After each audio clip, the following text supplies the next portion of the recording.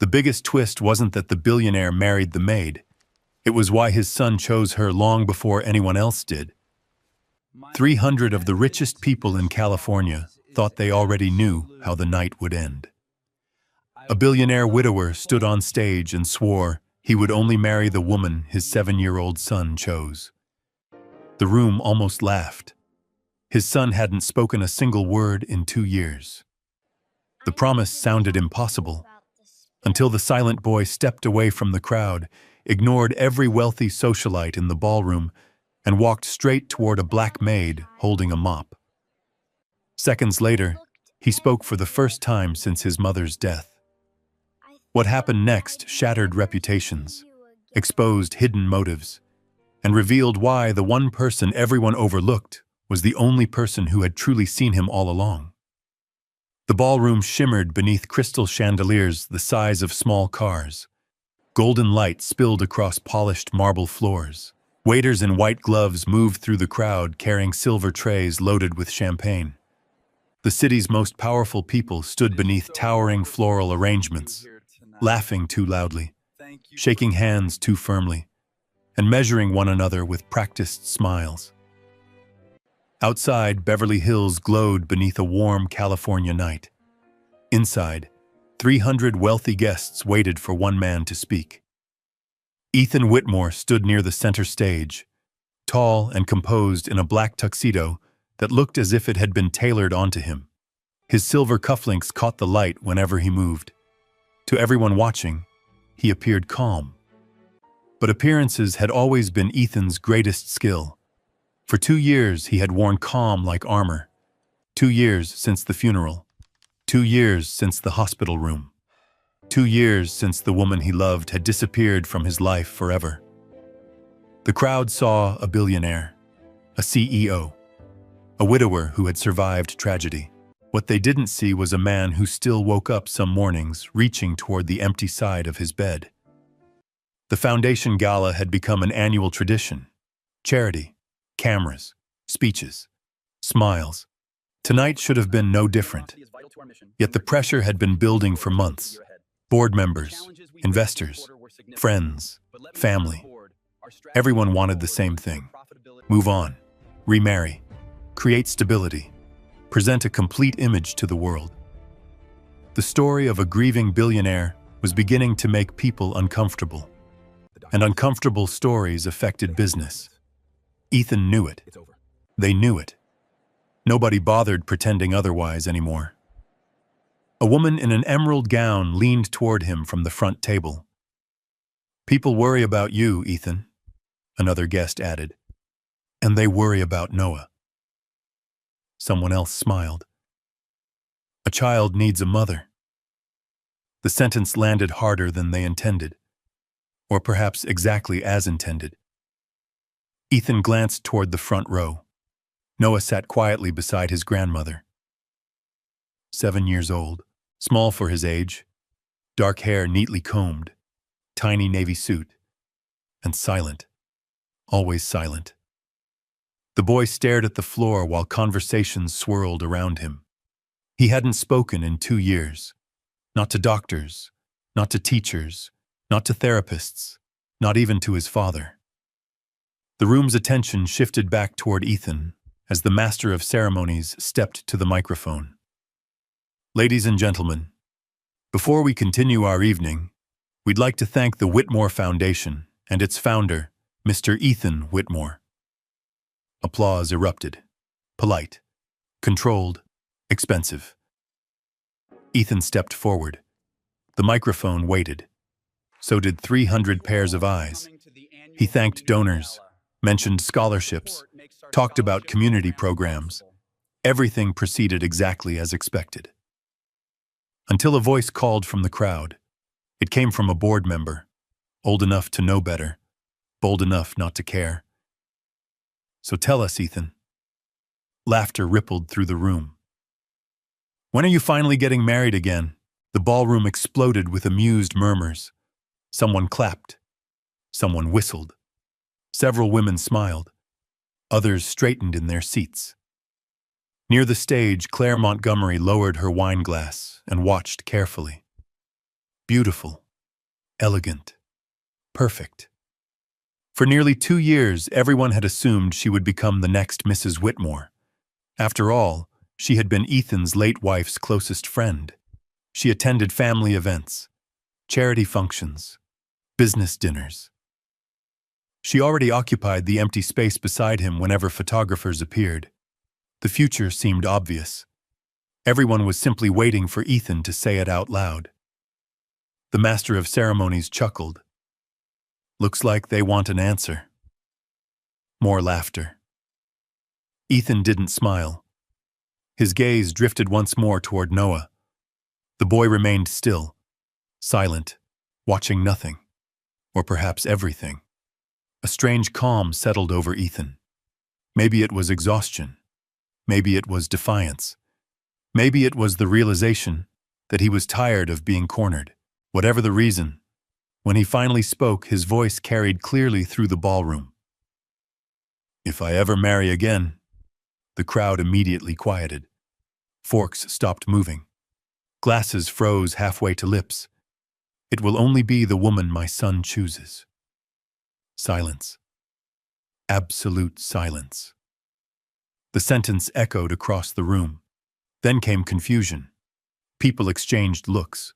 Some frowned. Others smiled uncertainly.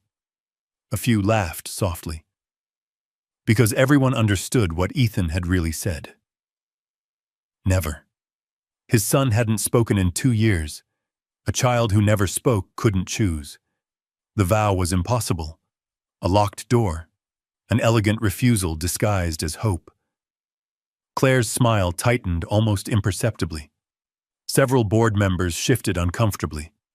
Ethan stepped away from the microphone. Conversations slowly began returning to the room.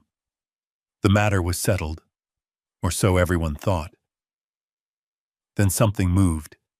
At first, hardly anyone noticed. A small chair scraped lightly against the floor. Noah stood up. His grandmother reached toward him. He gently pulled away. The boy stepped into the aisle. One guest stopped speaking. Then another. Heads began turning. A strange ripple moved across the ballroom. Noah kept walking. Slowly. Deliberately. Past the front tables. Past the investors. Past the socialites. Past Claire. She offered him a warm smile. He didn't even look at her. The room grew quieter with every step. Nobody understood where he was going. Ethan felt his heartbeat begin to climb. Noah? No response. The boy continued forward, straight through the center of the ballroom. Guests parted instinctively.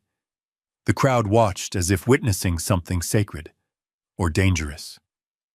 Noah walked all the way to the back of the room, toward the service area, toward the people nobody had been paying attention to all night, toward a woman kneeling beside a champagne spill near the wall. She wore a simple housekeeping uniform, dark skin, hair pulled neatly back, rubber gloves, a cleaning cloth in one hand.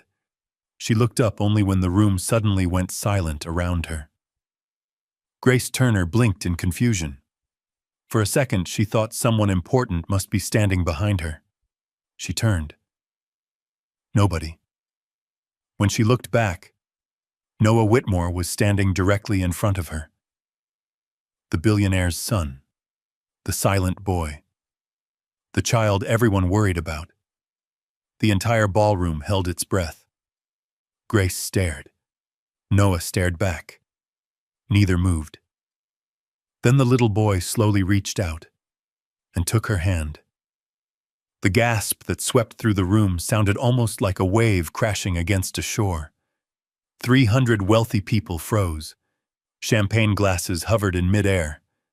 Claire's face lost all color. Ethan stood rooted to the floor. And Grace Turner, the woman who had spent the entire evening invisible, found herself at the center of every eye in the ballroom. Noah held her hand tightly, as if he had crossed the entire room for that purpose alone, as if he had known exactly where he was going all along. And in that moment, Nobody in the ballroom understood the same terrifying question. Why her? Why had the boy ignored every powerful woman in the room and chosen the black maid standing beside a bucket and a mop? The question hung over the ballroom long after the music stopped. Grace Turner felt every eye in the room settle on her at once. For years, she had been invisible. Now she wished she still was. The cleaning cloth slipped from her hand and landed softly beside the bucket. Her heart pounded so hard she could hear it over the silence. The little boy still held her hand. His fingers were warm, steady, certain, as if he belonged there, as if she belonged there. Grace glanced toward the stage. The billionaire stood frozen. The beautiful woman beside him looked like someone had just shattered a priceless vase in front of her. No one spoke. No one moved. Then Noah slowly released Grace's hand. The spell broke. Conversations erupted all around the room. Questions, whispers, confused laughter, shock. The noise came rushing back all at once.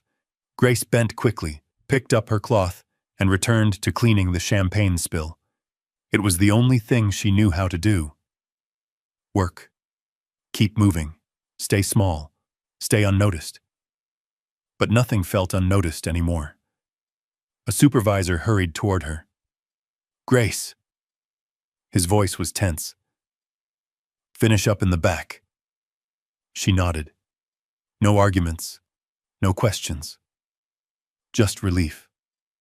She pushed the bucket toward the service corridor and disappeared through the swinging doors, while the ballroom buzzed behind her like a disturbed beehive. She never saw Ethan Whitmore watching her leave.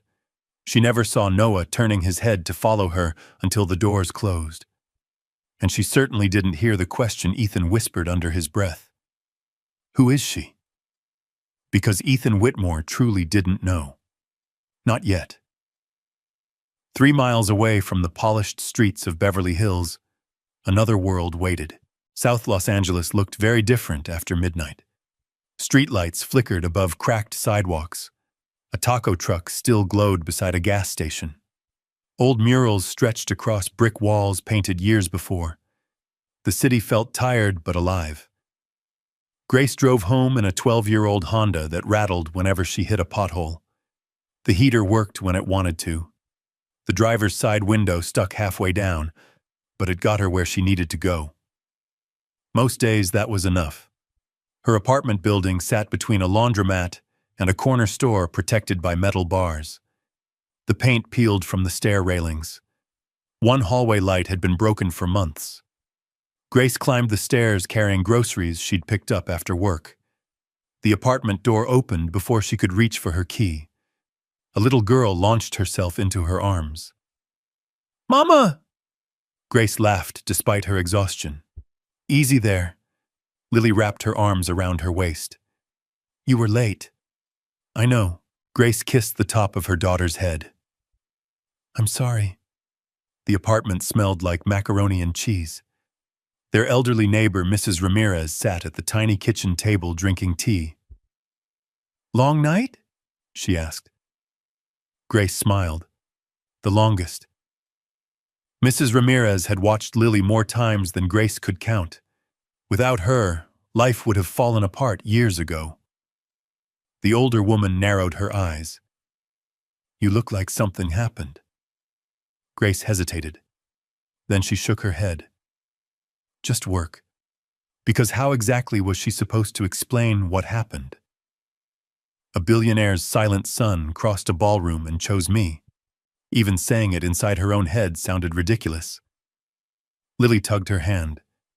"Can we read tonight?" No matter how tired she was, Grace never said no to that. Books were sacred in their little apartment. They escaped through books. They dreamed through books. Some nights they survived through books. An hour later, Lily lay curled beneath a blanket, while Grace read aloud beside her bed. The child drifted slowly toward sleep. "Mama?" "Yeah, baby? Did anything good happen today?" Grace smiled. Children asked the simplest questions. Sometimes the hardest ones, too. She thought about the ballroom, the whispers, the staring, the strange look on Noah's face. Then she remembered something else. The feeling of his small hand reaching for hers. Not fear, not confusion. Trust. Pure trust. The kind children gave only when they meant it. Yeah, Grace said softly. I think something good happened. Lily smiled sleepily. Good. Within seconds, she was asleep. Grace remained there for a while, watching, listening to the soft rhythm of her daughter's breathing. The apartment was quiet.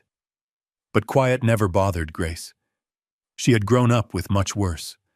Growing up, silence often meant the electricity had been shut off, or the landlord had left another notice on the door, or her mother was trying not to cry. The hardest years came out after her mother got sick. Medical bills arrived faster than paychecks. One month they lost the car.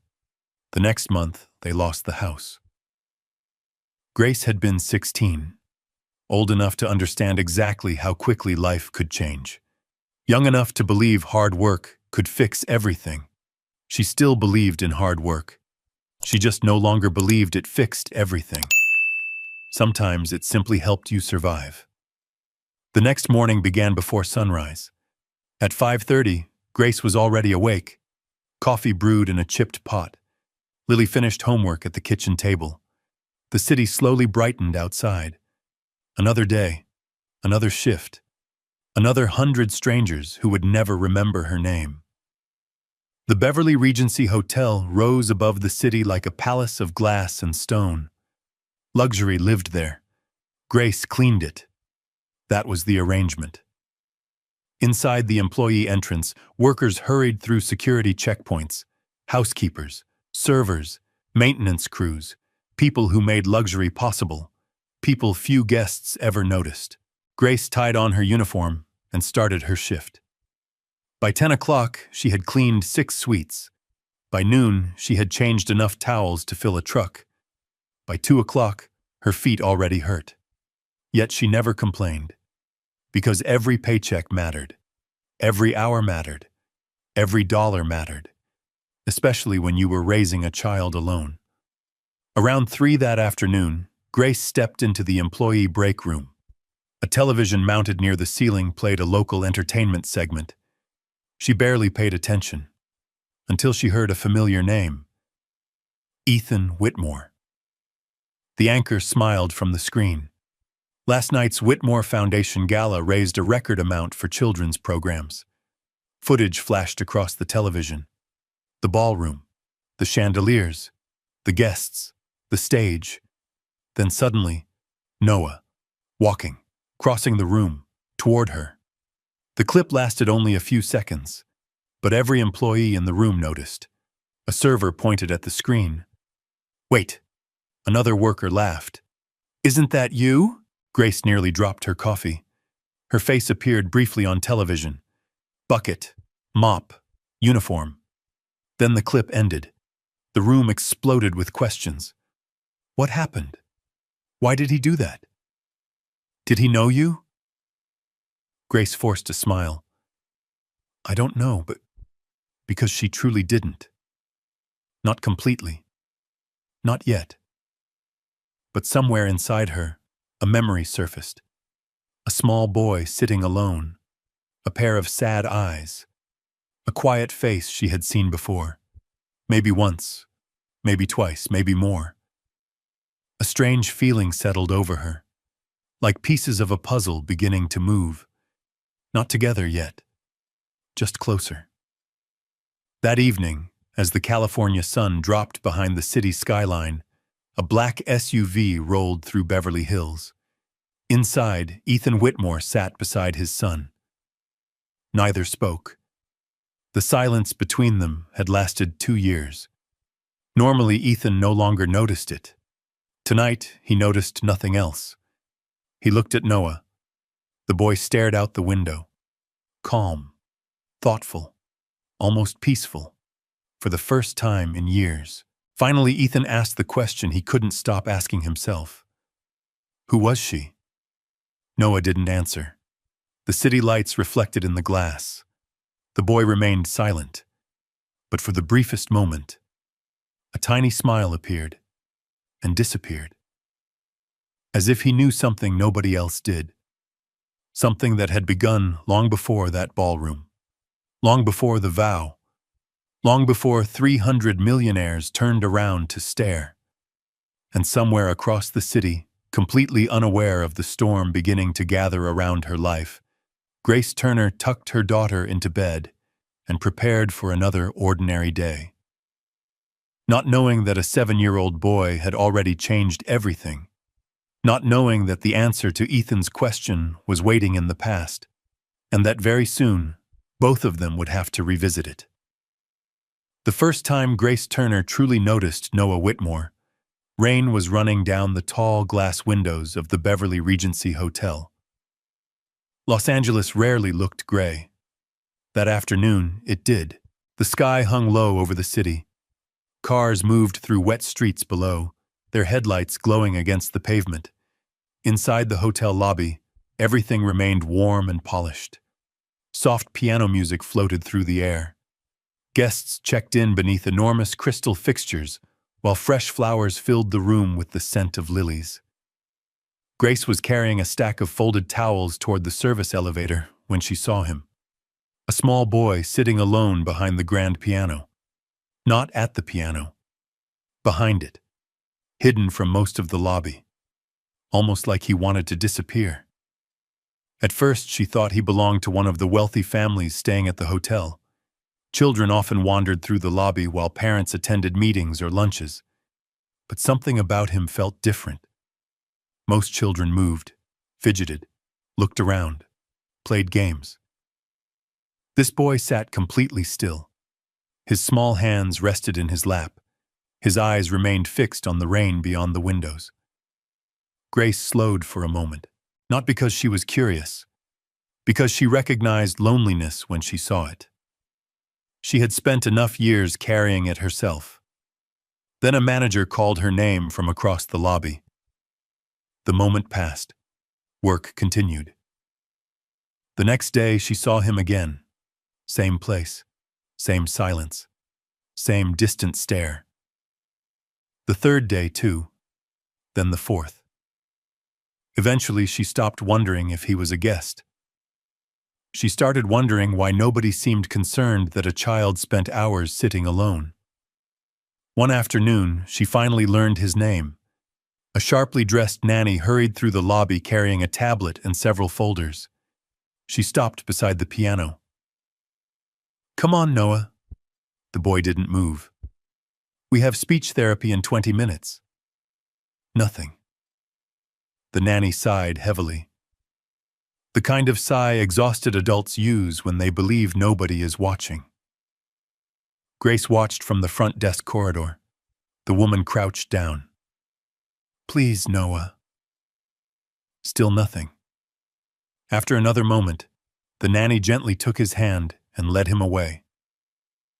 Noah. The name stayed with Grace. A week later, she learned who he was. The entire staff knew Ethan Whitmore. Everybody did. The billionaire owned half the buildings visible from the hotel's rooftop.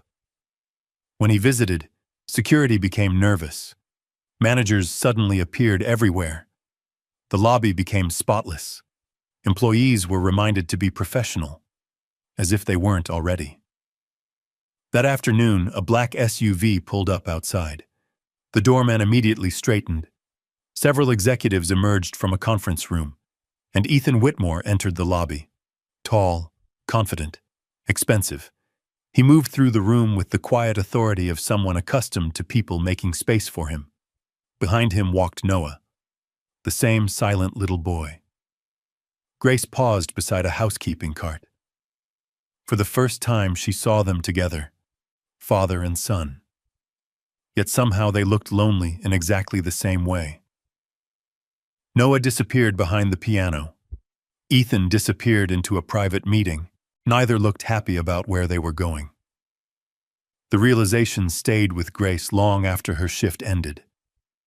Over the next several months, she saw them regularly, not every day, but often enough. The pattern never changed. Ethan attended meetings. Noah sat behind the piano. The child never caused trouble, never demanded attention, never complained.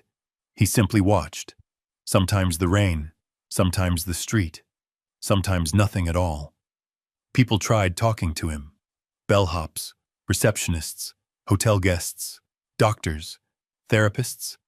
Everyone seemed determined to make him speak, and every attempt ended the same way. Silence. One rainy afternoon, Grace entered the lobby carrying fresh linens. Noah sat alone again. A paper cup rested beside him. Hot chocolate. Untouched. The boy stared at it. Not drinking. Not moving. Just staring. Grace slowed. Something about the scene bothered her. Then she noticed the steam had stopped rising. The drink had gone cold. She glanced around. Nobody was paying attention. The nanny was busy on a phone call. The front desk was crowded. The boy remained forgotten behind the piano. Grace walked quietly toward the nearby cafe station. 5 minutes later, she returned carrying a fresh cup. Noah looked up as she approached. His eyes were darker than she expected. Older somehow. The eyes of someone who had spent too much time watching the world disappoint him. Grace set the cup beside him. She didn't crouch. Didn't smile too hard. Didn't use the careful voice adults often used around sad children. She simply replaced the cold drink with a warm one. Then she pointed toward it. "That one's hot." Noah stared at her. No response. Grace nodded. "Thought you should know, still nothing." Most adults would have kept talking, filled the silence, asked questions. She didn't.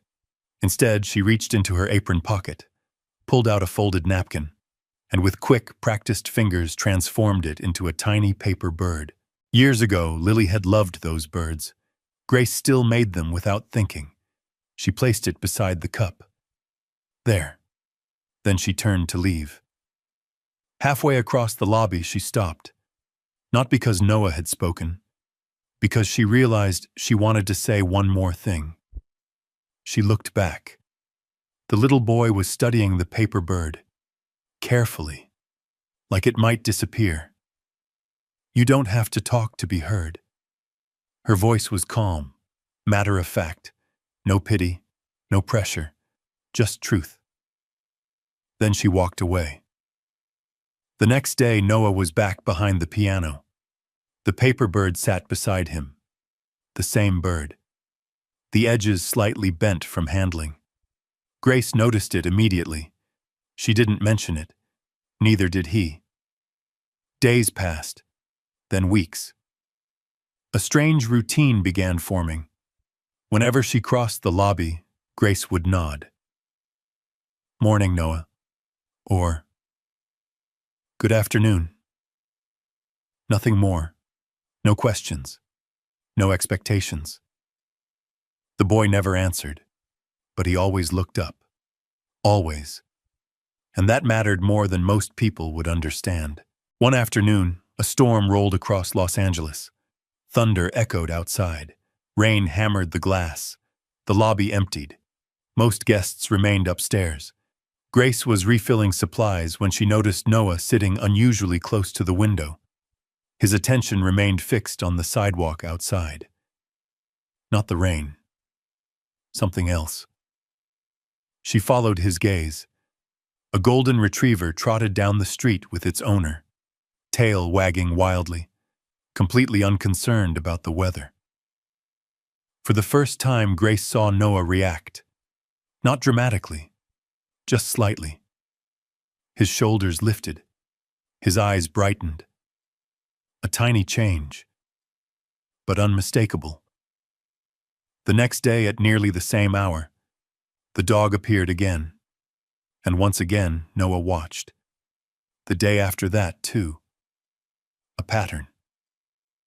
Grace smiled to herself. The boy had a friend, even if the friend didn't know it. A week later, she brought hot chocolate to his table just before the dog arrived. No explanation, no announcement. She simply set it down. 30 seconds later, the golden retriever appeared outside. Noah looked at the dog, then at the drink, then at Grace. For a brief moment, confusion crossed his face, followed by something else. Recognition. She knew. She had noticed. Grace simply shrugged. Good timing. And walked away. That evening, Noah remained by the window longer than usual, watching the dog disappear into the distance, watching the rain, watching Grace. And somewhere deep inside a grieving 7-year-old boy, something tiny began to shift. Not healing. Not yet. Trust comes before healing. And trust had been missing from his world for a very long time. Meanwhile, upstairs in a private conference room, Ethan Whitmore stared through another set of windows. The city stretched beneath him. Meetings, contracts, numbers, success, all the things he once believed he could control.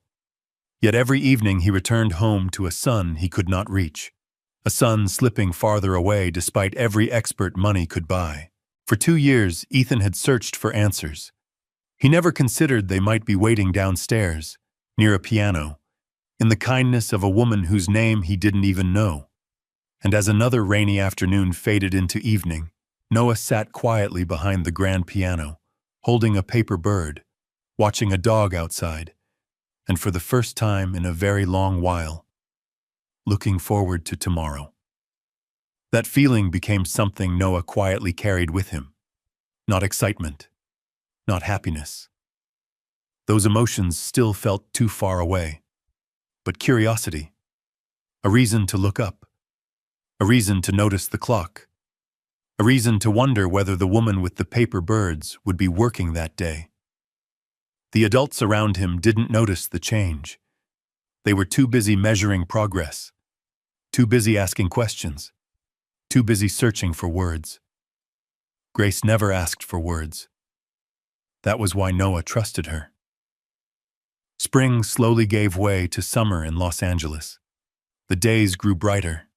Tourists filled the hotel lobby. Palm trees swayed outside beneath endless blue skies. Life moved forward. At least for everyone, except Ethan Whitmore. The Billionaire's days looked successful from the outside. Board meetings, television interviews, new developments, charity projects. But every evening ended exactly the same way. A silent dinner table, a silent car ride home, a silent child. Some nights Ethan would stand outside Noah's bedroom door and listen. Not for words. He had stopped hoping for words, just for movement. Proof his son was still there. Proof he hadn't disappeared completely behind that wall of silence. The experts kept promising progress, patience, time, healing. But time felt cruel when measured in years. Meanwhile, Noah kept visiting the Beverly Regency, and every visit followed a familiar pattern. The piano, the window, the dog, the hot chocolate. Grace. One afternoon, he arrived carrying something new, a sketchbook. The nanny noticed immediately. "That's good, Noah." No response, but he opened it anyway. Page after page contained drawings, trees, cars, buildings, dogs, rain, people, lots of people. Yet there was something strange about them. Most had no faces, only outlines, shapes, shadows, as if Noah saw people but couldn't quite reach them. Then halfway through the book, the nanny found a drawing that made her pause. A woman, dark skin, curly hair tied back, holding a tray, standing near a window. This figure had a face. The nanny looked toward Grace across the lobby, then back at the drawing. She said nothing, but she noticed. Noah quietly took the sketchbook back, closing it, protecting it. The same way children protect important things. the same way adults protect important people. A few weeks later, trouble arrived disguised as an ordinary Tuesday. Grace knew it would be a difficult day before she even left home. Her regular babysitter had canceled. Again. The third time that month. Lily sat at the kitchen table while Grace stared at her phone. No answers. No backup plans. No relatives nearby. No extra money for emergency childcare. Just a single mother and a problem that needed solving before her shift started. "What happens now?" Lily asked. Grace forced a smile. "We figure it out." That was always the answer. Because when you are raising a child alone, figuring it out becomes a way of life. By noon, Grace had exhausted every option. Finally, she did something she hated doing. She brought Lily to work. The Beverly Regency allowed it occasionally during emergencies, as long as children stayed out of sight, out of the way, invisible. Grace hated that part, but she didn't have a choice. Lily sat in a small employee lounge behind the kitchen. She had coloring books, snacks, a tablet, and strict instructions not to wander. "Promise me, I promise. Stay right here." Lily nodded. Grace kissed her forehead, then hurried back to work. For the first few hours, everything went smoothly. The hotel buzzed with activity. Business lunches, wedding consultations, tourists checking in. Nothing unusual. Then around 4 o'clock, the lounge became crowded. Supplies needed moving. Staff needed space. The manager approached Grace. "Can you relocate your daughter for a little while?" Grace swallowed. "Where?" He looked uncomfortable. "Maybe the staff dining area." She nodded. "Anything to avoid causing trouble." Lily gathered her crayons and followed her mother without complaint. The child had learned flexibility early, another skill poverty teaches. The staff dining area sat near the edge of a private restaurant section, mostly empty during afternoon hours. Grace settled Lily into a corner booth. A grilled cheese sandwich arrived from the kitchen, a glass of lemonade, coloring pages. For a little while, everything seemed fine. Then a woman noticed. The woman wore designer sunglasses indoors, diamond earrings, a cream-colored suit that probably cost more than Grace earned in a month. She sat with 3 friends near the window. At first, she simply stared. Then she frowned. Then she called a waiter. The conversation lasted less than a minute. Soon, the restaurant manager appeared. Then another supervisor. Grace knew that look. Anyone who works in service long enough learns to recognize it. The look that says someone important is unhappy, and someone less important will pay for it. The manager approached carefully.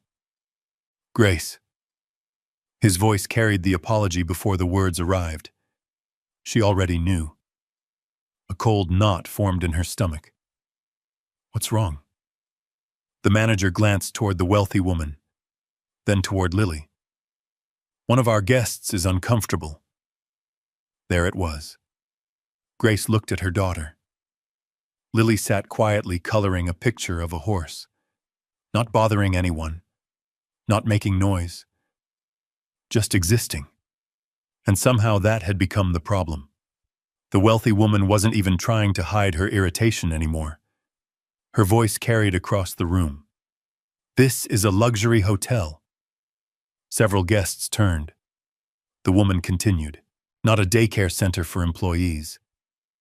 The word employees sounded worse than an insult. Grace felt heat rise into her face. Not embarrassment. Anger. The kind that comes when someone points at your child and treats them like an inconvenience. But anger wouldn't pay rent. Anger wouldn't keep her job. So she swallowed it. The manager shifted awkwardly. "Could you move her somewhere else?" Grace looked out the window. Rain had started falling unexpectedly. Heavy rain. The kind Southern California only gets a few times each year. Outside looked cold, gray. unwelcoming. Inside looked warm, safe.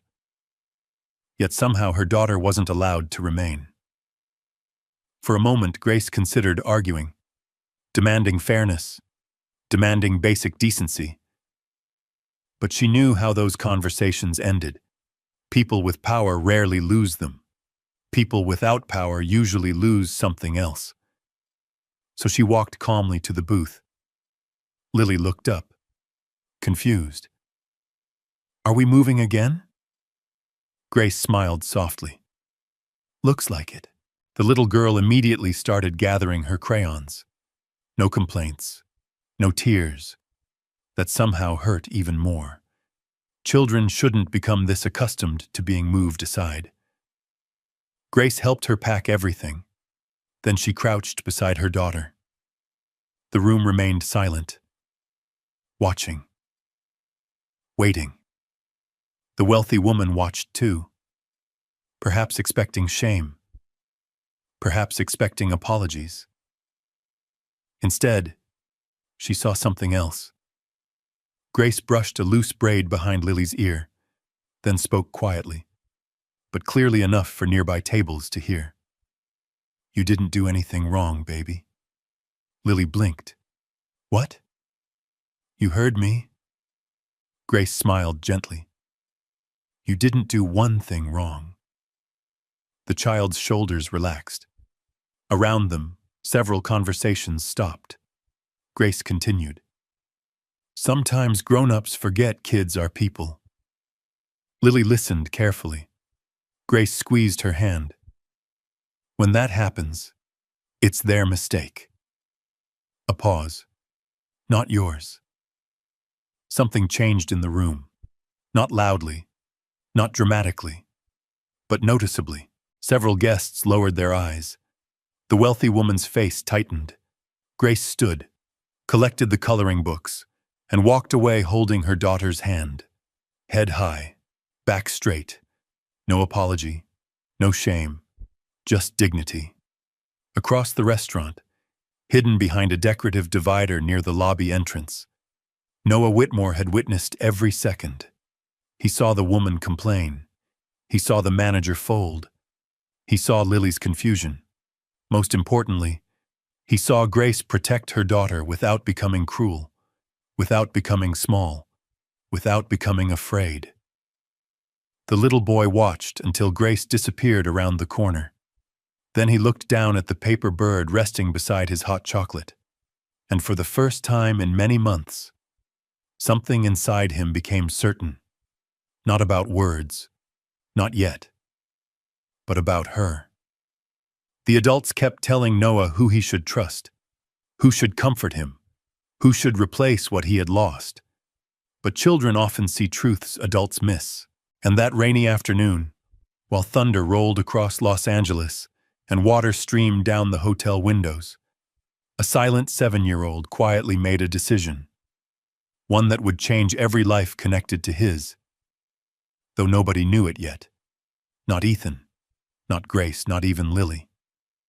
Because some choices begin long before they are spoken aloud. And Noah Whitmore had just begun choosing. The adults around him never noticed. That was the strange thing about children. People watched them constantly, corrected them, directed them, planned their futures. Yet somehow they still missed what children were actually thinking. Noah learned that lesson long ago, especially after his mother died.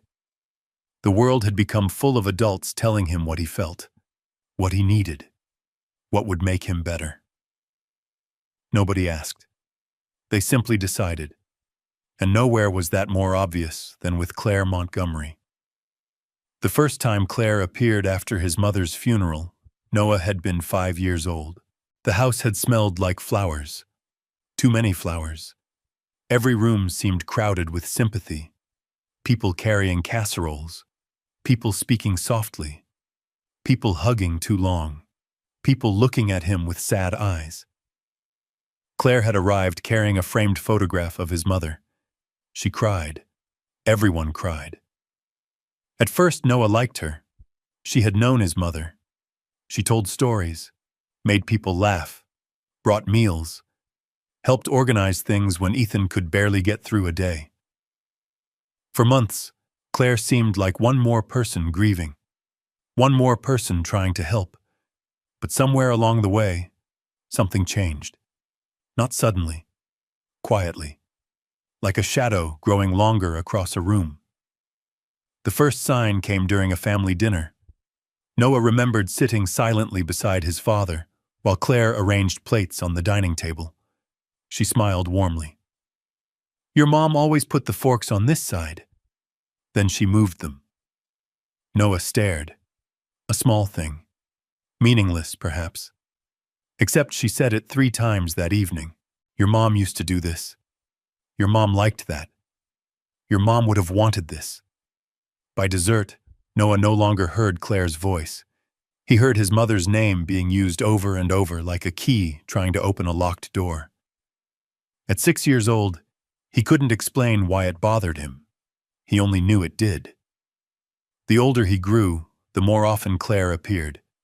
School events, birthday dinners, charity functions, holiday gatherings, photographs, always photographs. There was always a camera somewhere nearby. And somehow Claire always ended up standing beside Ethan when it appeared. One afternoon, Noah wandered into his grandmother's sitting room and found a stack of society magazines on the coffee table. Claire smiled from 3 different covers. In one photograph, she stood beside Ethan during a fundraising event. In another, she accompanied him to a museum opening. The headline read, "Has Ethan Whitmore finally found love again?" Noah stared at the picture, then quietly turned the magazine over. He didn't like the feeling it gave him. Not because he disliked Claire. Not yet. Because something about it felt rehearsed. Like a play everyone knew except him. A few weeks later, he learned he wasn't imagining things. The Whitmore estate sat high above the city in the hills. White stone, floor-to-ceiling windows, perfect landscaping. Everything expensive. Everything controlled. One evening, Noah sat on the grand staircase drawing in his sketchbook. Nobody noticed him. That happened often. Adults assumed silent children weren't paying attention. The voices drifted from the library below. His grandmother, a board member, Claire, and Ethan. Noah heard his name, so he listened. "He needs stability," someone said. Claire sighed softly. "I only want what's best for him." His grandmother answered, "And you've already become part of this family." A pause. Then another voice. One of the board members. "The public already sees you that way." Noah looked down through the staircase railing. The adults sat around a polished table. Claire lowered her eyes modestly, almost shy. The performance was perfect. Then came the sentence Noah never forgot. It would be the natural next step. Natural. The word settled heavily inside him, because nobody had asked him, not one person. The conversation continued.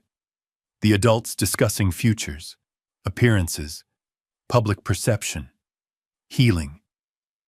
The entire time Noah sat above them unnoticed, listening, learning, keeping score. That night he added something new to his sketchbook. A page divided into 2 columns. On one side he drew people who felt safe. On the other side he drew people who didn't. Grace appeared on the safe side. The first person there. Claire appeared on the opposite page. Not because she was cruel. Not because she yelled. Not because she was mean. Because she always seemed to want something. Children know the difference. Adults often don't. Months passed. The distance between Noah and Claire quietly grew. The woman noticed. Of course she noticed. She had built her life around reading rooms, reading people, managing impressions. One afternoon she found Noah sitting beneath a tree on the Whitmore property. The California sun painted gold across the lawn. Claire sat beside him, close enough to appear affectionate, far enough not to scare him away. You know, she said softly, your mother loved this spot.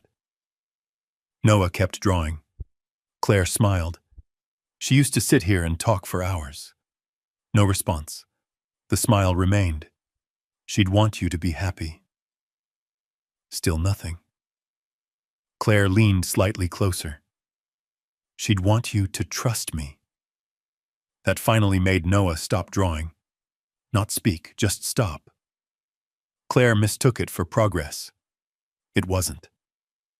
The boy stared at the page, a hard knot forming somewhere inside him. His mother would want. His mother would want. His mother would want. Everyone kept saying it, yet nobody actually knew. His mother wasn't there to answer, and somehow her absence had become everyone's favorite argument. Claire gently touched his shoulder. Your mom would want you to call me family. Noah closed his sketchbook, then stood and walked away. Claire watched him leave, confused. For the first time, something almost like frustration crossed her face, because despite all her effort, the boy remained beyond her reach. Meanwhile, Ethan remained trapped inside his own grief. He saw pieces, fragments, but never the whole picture. He noticed Noah withdrawing. He noticed Claire trying. He noticed tension. Yet he interpreted everything through exhaustion, through loss, through guilt. The last 2 years had turned every decision into a minefield, and Claire represented something familiar. Someone who had loved his wife. Someone who understood the pain. Or so he believed. One evening after another long day, Ethan arrived at the Beverly Regency for a business dinner. The lobby buzzed with activity. The golden retriever trotted past outside. Noah watched from the window. Grace arrived moments later carrying hot chocolate. Right on time. No announcement. No fuss. Just kindness. The boy looked up at her, then toward the dog, then back again. For a brief moment something passed between them. A silent understanding. Ethan saw it. Only for a second. Then it disappeared. He frowned. Something about the exchange felt important. He couldn't explain why. The meeting pulled him away before he could think about it further. But later that night, while driving home through the glowing streets of Los Angeles, a strange thought returned. Noah looked at that woman differently. Not the way children look at strangers. Not the way they look at staff. The look reminded Ethan of something he hadn't seen in years. Trust. The realization unsettled him. Not because he objected, because it highlighted something painful. His son trusted a hotel maid more than most people in his own life, and Ethan had absolutely no idea why. Back at the Whitmore estate, Noah sat in bed with his sketchbook open. The moonlight spilled across the pages. Safe people. Unsafe people. The lists had grown. Teachers, doctors, family friends, board members, nannies, Claire, Grace. The names weren't really about good or bad. Children understand something adults forget. A person can be good and still not feel safe. A person can be kind and still ask too much. A person can smile while trying to become something they were never invited to be. Noah studied Claire's page, then Grace's. The difference was simple. Claire always wanted him to become something. Braver, warmer, more accepting, more healed. Grace wanted nothing. She simply showed up, day after day. Hot chocolate, paper birds, small kindnesses, no expectations, no conditions, for a child carrying grief heavier than most adults could imagine. That difference meant everything, and somewhere far beyond the walls of the Whitmore estate, Grace tucked Lily into bed and prepared for another early morning. Completely unaware that she had become the most important person in a 7-year-old boy's world. Completely unaware that every move she made was being watched, measured, remembered, and that very soon A battle she didn't even know existed would begin. Because while Noah had already chosen who felt safe, the adults around him had already chosen someone else. And the harder Noah pulled away from Claire Montgomery, the harder the world seemed determined to push her toward him. Summer settled over Los Angeles in waves of heat. Palm trees stood motionless against bright skies. Luxury magazines continued publishing photographs of Ethan Whitmore and Claire attending fundraisers, museum openings, and charity dinners together. The headlines practically wrote themselves. America's most eligible billionaire, a love story after loss, the perfect family waiting to happen. Noah saw every one of them. Not because he wanted to, because adults left magazines everywhere. Waiting rooms, coffee tables, conference rooms. People assumed children didn't notice. They were wrong. One Friday afternoon, Ethan received a call from his mother. By sunset, plans had already been made. A private dinner, small gathering, close friends, business associates, potential investors. The kind of evening wealthy people called intimate, despite requiring a staff of 20. The event would take place at a sprawling Bel Air estate owned by one of Ethan's longtime partners. Claire would attend. Of course she would. By then, Claire attended everything. Meanwhile, across town, Grace Turner was ending a shift at the Beverly Regency when her supervisor approached. "Need a favor?" Grace immediately knew what that meant. Favors in hospitality usually weren't favors. They were assignments nobody else wanted. The supervisor handed her a schedule. "Private event tonight." Grace glanced at the address. Bel Air. Rich neighborhood. Very rich neighborhood. She sighed. "I've already worked 8 hours. Triple pay." Grace paused. Triple pay mattered. School supplies mattered. Rent mattered. Life mattered. "Okay." The supervisor smiled. "Knew you'd say yes." No. He knew she needed the money. There was a difference. 2 hours later, Grace arrived at the estate. The property looked more like a resort than a home. A circular driveway curved around a fountain illuminated by hidden lights. Luxury cars lined the entrance. Music drifted through open windows. Inside, marble floors reflected golden chandeliers. Everything gleamed. Everything looked untouched by ordinary life. Grace tied on an apron and joined the catering staff. She didn't think about Ethan, or Noah, or Claire. Not yet. For her, it was another shift, another night earning money for Lily. Nothing more. At least that's what she believed. The evening unfolded smoothly at first. Guests mingled, champagne flowed, business conversations blended with polite laughter. Grace moved through the room carrying trays and clearing glasses. Invisible. The way wealthy people often preferred their staff. Near the center of the house, Ethan stood speaking with investors. Claire remained close beside him. Elegant, polished, always positioned perfectly whenever someone raised a camera. From across the room, Noah sat quietly in a leather chair near a bookshelf. A glass of lemonade rested untouched beside him. The adults ignored him. The boy ignored them right back. Then something happened. Not dramatic, not loud. Just one small moment. The kind that reveals everything. Grace entered the room carrying appetizers. As she passed Noah, she noticed him staring toward a large painting hanging above the fireplace. A sailboat on a stormy sea. Most people wouldn't have thought twice about it. Grace did. She slowed briefly. Not enough to attract attention. Just enough. Looks like the boat's trying hard. The words slipped out softly. Casual. No expectation of a reply. Noah glanced up, then back at the painting. Grace kept walking. That was all. A tiny exchange. meaningless to everyone else. Not to Noah, because once again, she wasn't asking him to perform. She wasn't asking him to heal. She wasn't asking him to speak. She was simply sharing the moment. A little later, Grace stepped into the kitchen. Her phone vibrated. Lily.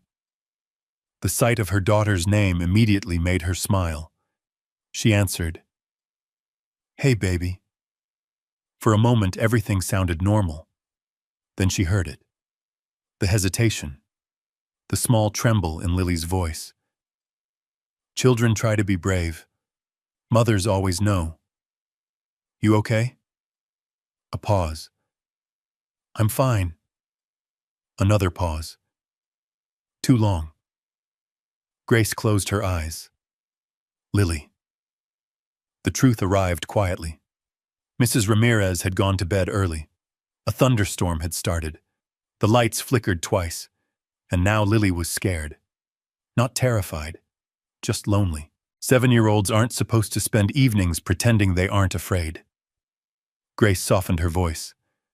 I'm coming home soon. I know. You can call me anytime. I know. Grace smiled sadly. I love you. I love you too. The call ended. For a second, she simply stood there. A mother trying to be in two places at once. The kitchen door opened. A fellow server called her name. Back to work. Back to pretending. An hour later, dessert was served. The evening reached that comfortable phase where wealthy guests relaxed enough to reveal who they truly were. Some became kinder, others became worse. Grace had learned there was rarely a middle ground. One particular guest belonged firmly in the second category. Her name was Victoria Langford. Old money, sharp tongue, expensive jewelry, the kind of woman who treated service staff as part of the furniture. She sat near Claire discussing charity work. Ironically, Victoria spotted Grace returning from the hallway after checking her phone. That one. Grace heard her own voice become the subject. Claire followed Victoria's gaze. Neither woman lowered their voices. Single mother, right? Victoria asked. Claire took a sip of wine. I think so. Victoria smiled. Not kindly. They always look exhausted. The women laughed softly. Grace kept walking, pretending not to hear. Years of experience had taught her how. Then Victoria continued. Honestly, if people spent half as much energy raising their children as they do expecting sympathy. Claire didn't answer immediately. Instead, she tilted her head, considering. Then she said something much quieter, much more dangerous. Some people are meant to serve. The sentence landed like ice water. Grace stopped. Only for a second. Not because the words surprised her, because they reminded her of things she'd heard her entire life. Poor neighborhoods, cheap apartments, second jobs, people deciding your value before learning your name. She resumed walking, head high, tray steady. But Noah had heard it, every word. The boy sat perfectly still in his chair, watching, listening, keeping score. Later in the evening, another incident followed, this one impossible to ignore. Grace carried a tray of drinks through the dining room. Claire stood speaking with several guests. As Grace approached, Claire turned suddenly, a little too suddenly. Her wineglass tipped. Red wine spilled across the white tablecloth. Gasps, murmurs. Everyone looked down, then toward Grace. Claire pressed a hand to her chest. Oh dear. The apology sounded practiced, almost rehearsed. Grace knew immediately. She had seen this performance before. Not from Claire, from countless others. The wealthy rarely humiliated people directly. They created situations, then stepped aside. Claire offered a sympathetic smile. Would you mind cleaning that up? The room went silent. Grace crouched beside the table. Napkins, cleaning spray, professional composure, the usual routine. But then her phone vibrated again. Lily. For a moment, Grace hesitated. Only a moment. Enough, Victoria noticed. So important. The woman laughed.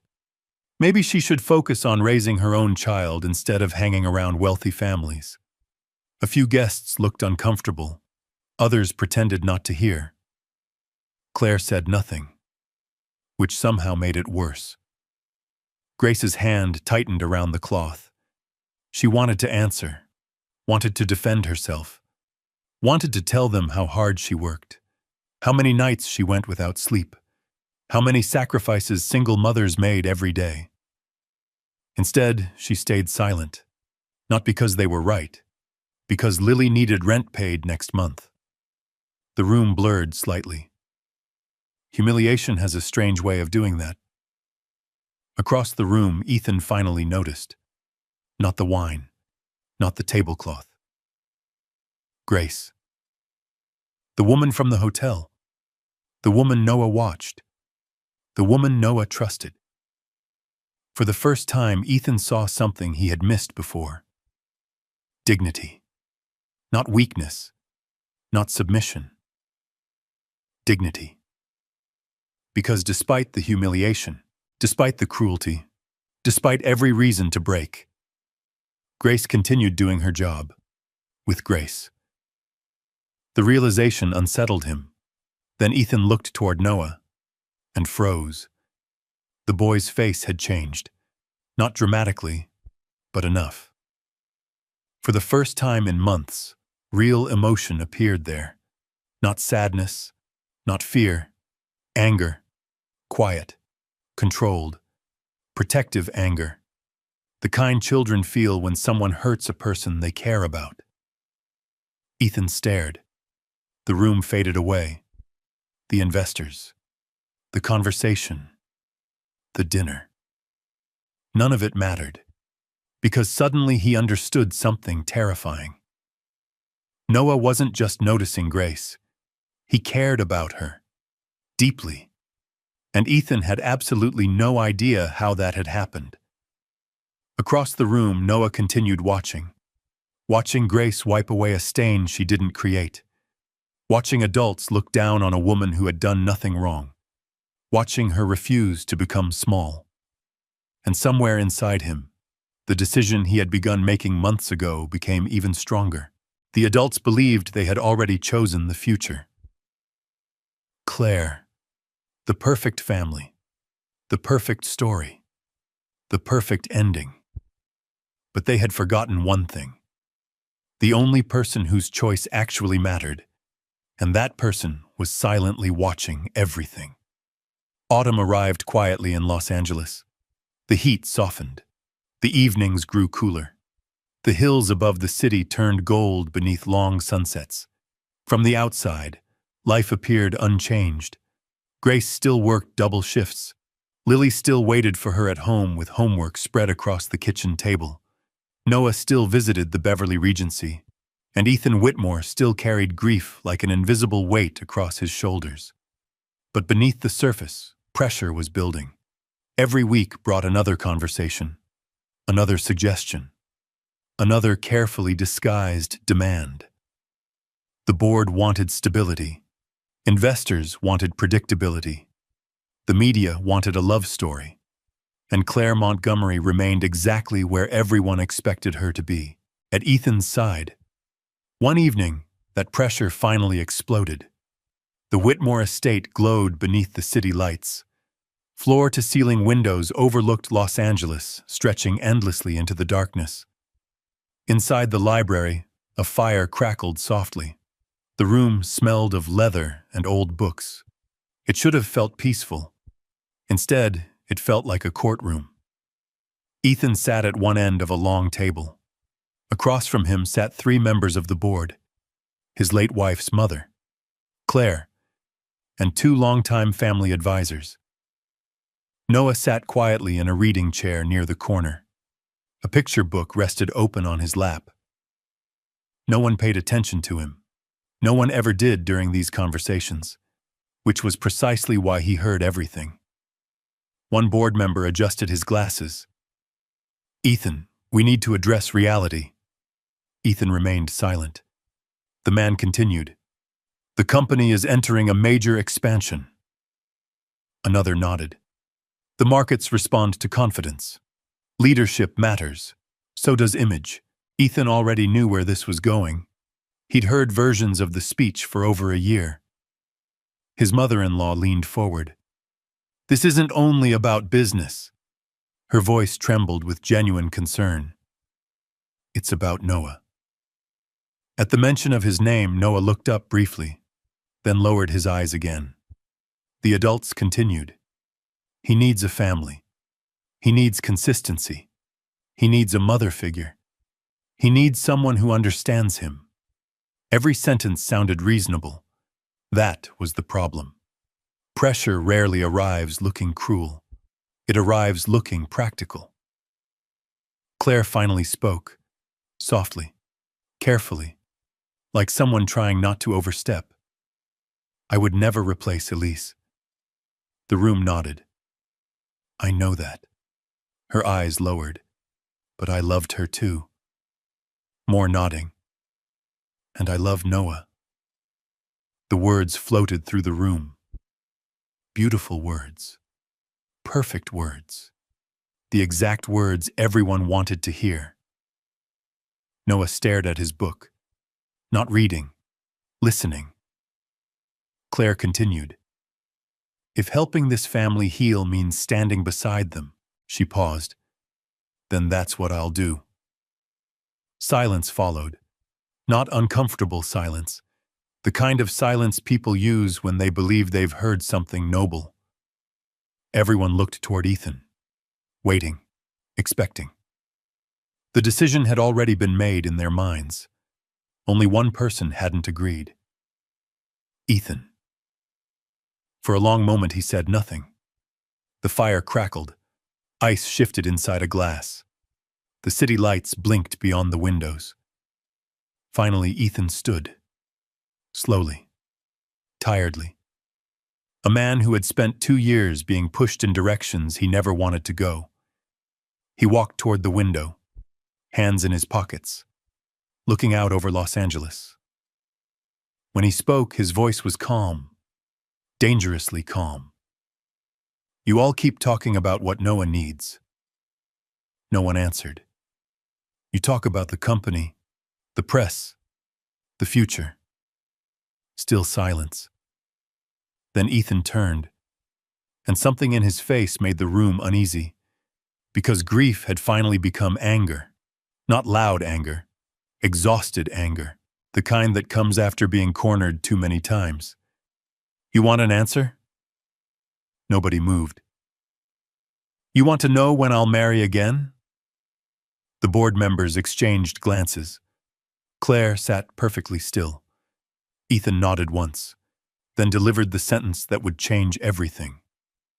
"If I ever remarry." The room leaned forward. "It will be the woman my son chooses." Silence. Absolute silence. For several seconds, nobody reacted, because nobody understood. Then they did. And the room changed. Claire blinked. One board member frowned.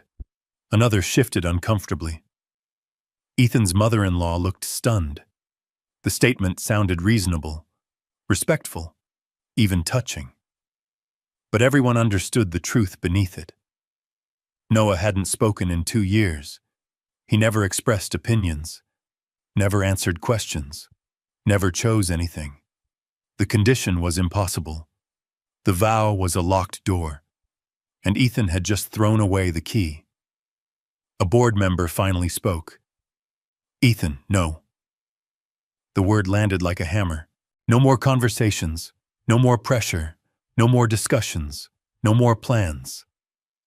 The room fell silent again. The meeting was over. People slowly stood, some frustrated, some disappointed, some angry. Claire remained seated.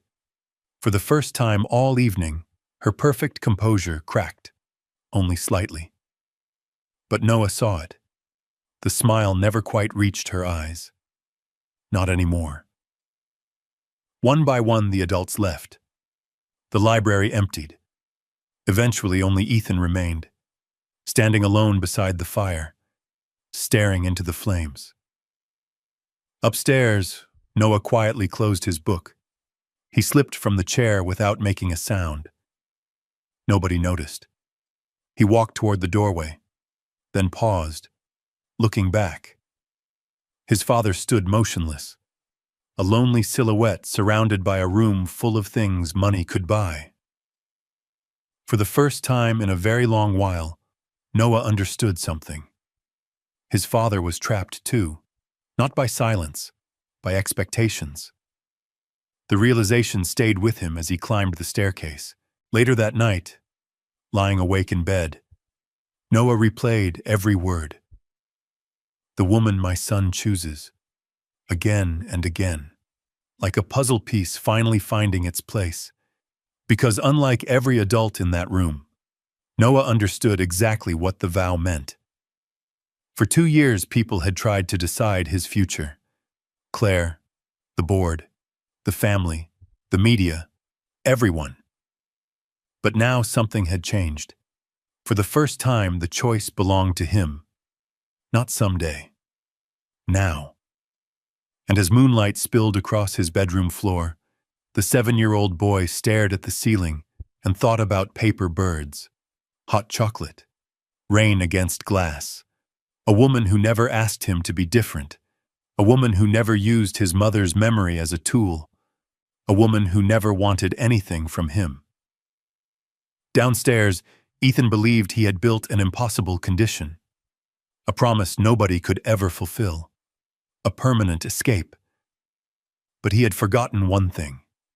The silent child everyone treated like a spectator had been listening all along, and for the first time in 2 years, Noah Whitmore felt something dangerously close to hope, because he already knew something none of the adults knew. If the day ever came when he chose someone, he already knew exactly who it would be. 6 weeks later, the night arrived.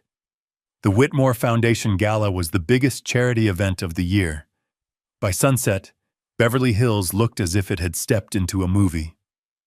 Black cars lined the entrance of the Grand Crescent Hotel. Valets hurried beneath glowing lights. Photographers gathered behind velvet ropes. Women in designer gowns climbed marble steps. Men in tailored tuxedos shook hands and discussed investments worth more than most neighborhoods. Inside, crystal chandeliers cast golden light across the ballroom. 300 of the most influential people in California filled the room. Politicians, executives, celebrities, investors. Everyone wanted something. Access, influence, visibility. And somewhere in the middle of it all stood Ethan Whitmore, perfectly dressed, perfectly composed, perfectly exhausted. A photographer called his name. Ethan, over here. Flash. Another camera, another smile, another performance. Beside him stood Claire Montgomery, elegant in a silver gown. Beautiful, graceful, everything the magazines expected.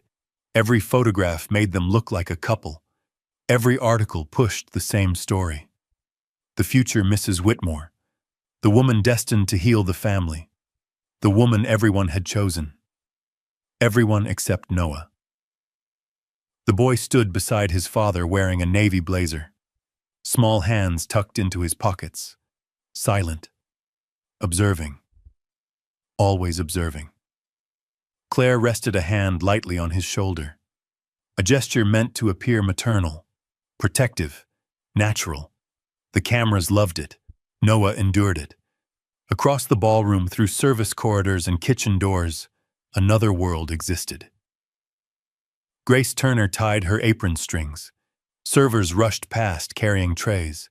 Managers checked schedules. Caterers moved between stations. The wealthy guests occupied the front of the house. The workers made the evening possible. Grace belonged to the second group. As far as she knew, it was just another shift. She had no idea Ethan Whitmore was there, No idea Noah was there. No idea her life was less than an hour away from changing forever. Back home, Lily was spending the evening with Mrs. Ramirez. Grace had kissed her daughter goodbye and promised to bring home dessert if the kitchen had leftovers. That promise felt like the most important thing in her world. Not billionaires, not galas, not society pages. Just a little girl waiting at home. The ballroom slowly filled. Music drifted through hidden speakers. Champagne sparkled beneath the lights. Conversations blended into a steady hum. Near the stage, members of Ethan's board gathered around him. The same people, the same pressure, different evening, same agenda. One board member smiled. This is exactly what the foundation needs. Another nodded toward Claire. People love seeing stability. Claire lowered her eyes modestly. The performance was flawless. Ethan said nothing. His gaze drifted across the room, toward Noah. The boy stood near a large window, watching the city lights, alone despite being surrounded by hundreds of people. Something tightened inside Ethan's chest.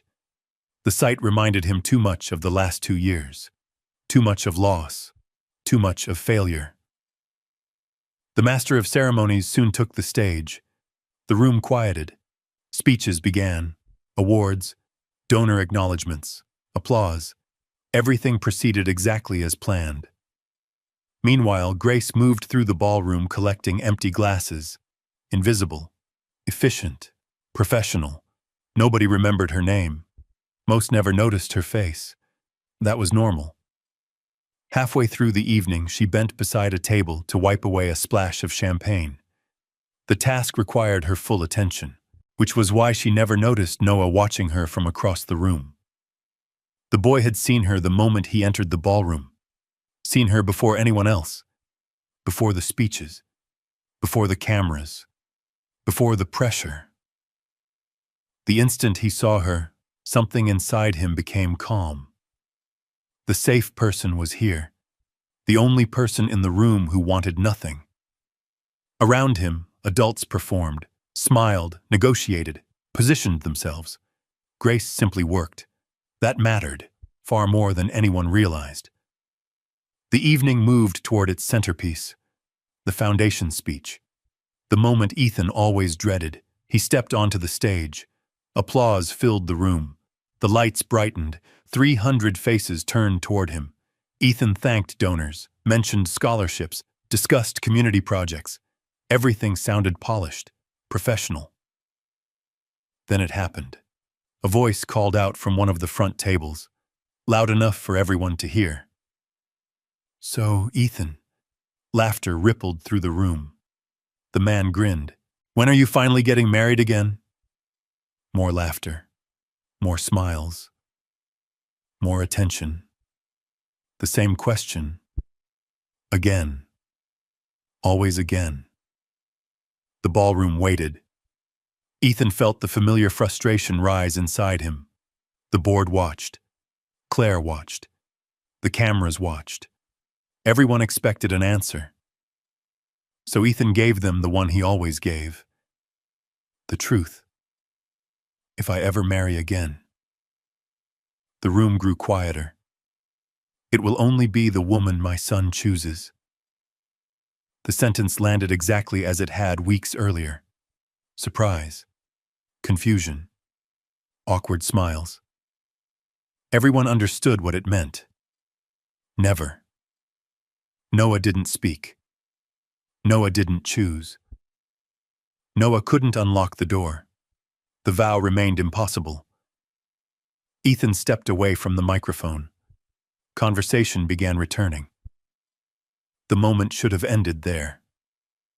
It didn't. Because at that exact second, a chair moved. Noah stood. The sound was tiny, yet somehow it echoed. His grandmother reached for him. He stepped away. Claire offered a reassuring smile. Noah walked past her. The smile froze. One board member frowned. Guests began noticing. The room gradually fell silent. Heads turned, a wave moving across the ballroom. Noah kept walking, not hesitating, not wandering, walking with purpose, across the polished floor, past the front tables, past wealthy women who smiled hopefully, past executives, past politicians, past Claire, past every person the room considered important. The silence deepened. People exchanged confused glances. Where was he going? Even Ethan didn't know. A strange feeling gripped him, something between fear and anticipation. Noah? The boy didn't stop. He continued forward, straight toward the back of the ballroom, toward the service area, toward the workers, toward the people no one had noticed all evening. At the far end of the room, Grace crouched beside a spilled drink, a towel in one hand, a tray of empty glasses beside her. She looked up only because the room suddenly sounded wrong. Too quiet. 300 people had stopped talking. Grace followed their gaze, then froze. Noah Whitmore stood directly in front of her. For a moment, neither moved. The entire ballroom seemed suspended in time. The boy looked up. She looked down. The world narrowed. Then Noah reached out and took her hand. Gasps swept through the room. Someone dropped a glass. A camera flashed. Another. Another. Grace's heart slammed against her ribs. She couldn't understand what was happening. Why was he here? Why her? Noah tightened his grip, not afraid. Certain. The certainty shocked her more than anything else. Then something happened that nobody in the room expected. Something even Ethan had stopped dreaming about. Noah spoke. His voice was small, clear, certain, and devastating. She sees me. The words echoed through the ballroom. Every conversation died. Every movement stopped. Grace stared. The room stared. But no one stared harder than Ethan. For 2 years he had waited. 2 years. Doctors, therapists, hope, disappointment, silence. And now, in a ballroom full of strangers, his son had spoken. Tears filled Ethan's eyes before he could stop them. The sound of Noah's voice hit him like a wave. His hands covered his mouth. The room blurred. Nothing existed except those 3 words. She sees me. Not Dad. Not Claire. Not a therapist. Not a teacher, her. Across the ballroom, Grace felt her own eyes sting, because she understood something the others didn't. Those words weren't about her. They were about Noah, about what he had been trying to say all along.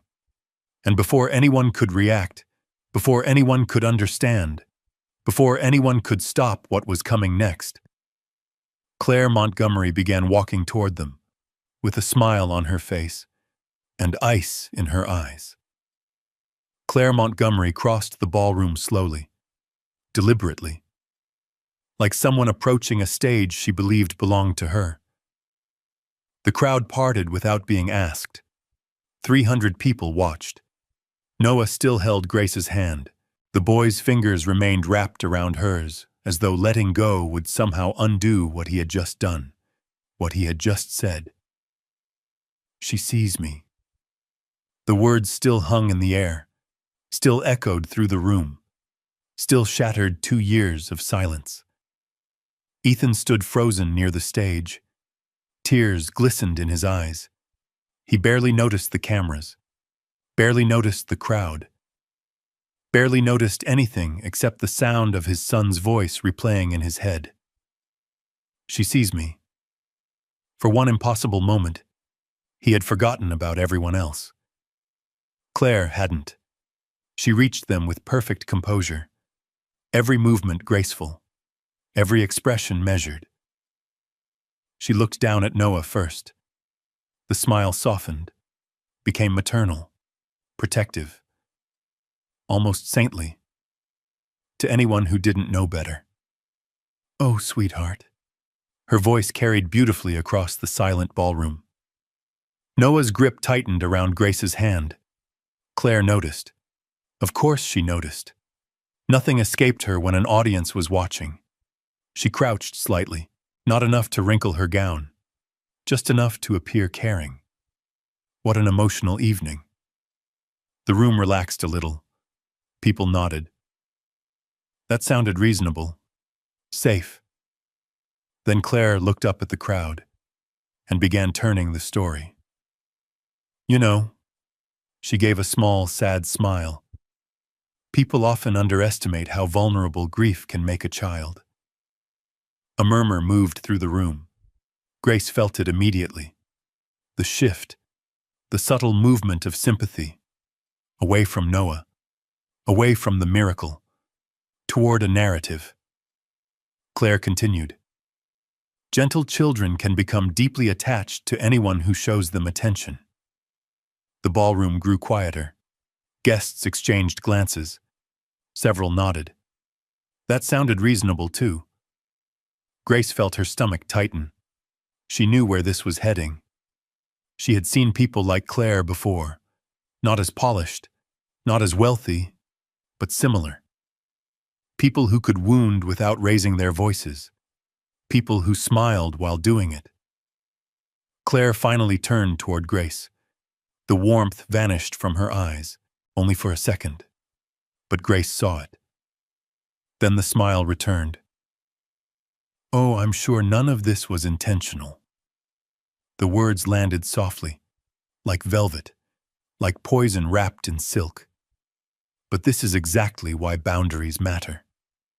Several guests nodded. More whispers. More shifting. The room was tilting. Slowly. Dangerously. Claire sighed, looking almost heartbroken. "As adults, we have to be careful." She touched her chest. "Especially when children are hurting." Then came the strike. The one she'd been building toward. If his mother could see this. She paused. Just long enough. "I think she'd be devastated." The sentence landed like a stone dropped into still water. Shockwaves, gasps, silence. Grace felt Noah stiffen beside her. The boy's face changed instantly. Pain. Not loud, not visible to most people. But Grace saw it, the same way she had always seen it. Claire saw it too, and kept going, because she mistook pain for opportunity. "I knew, Elise."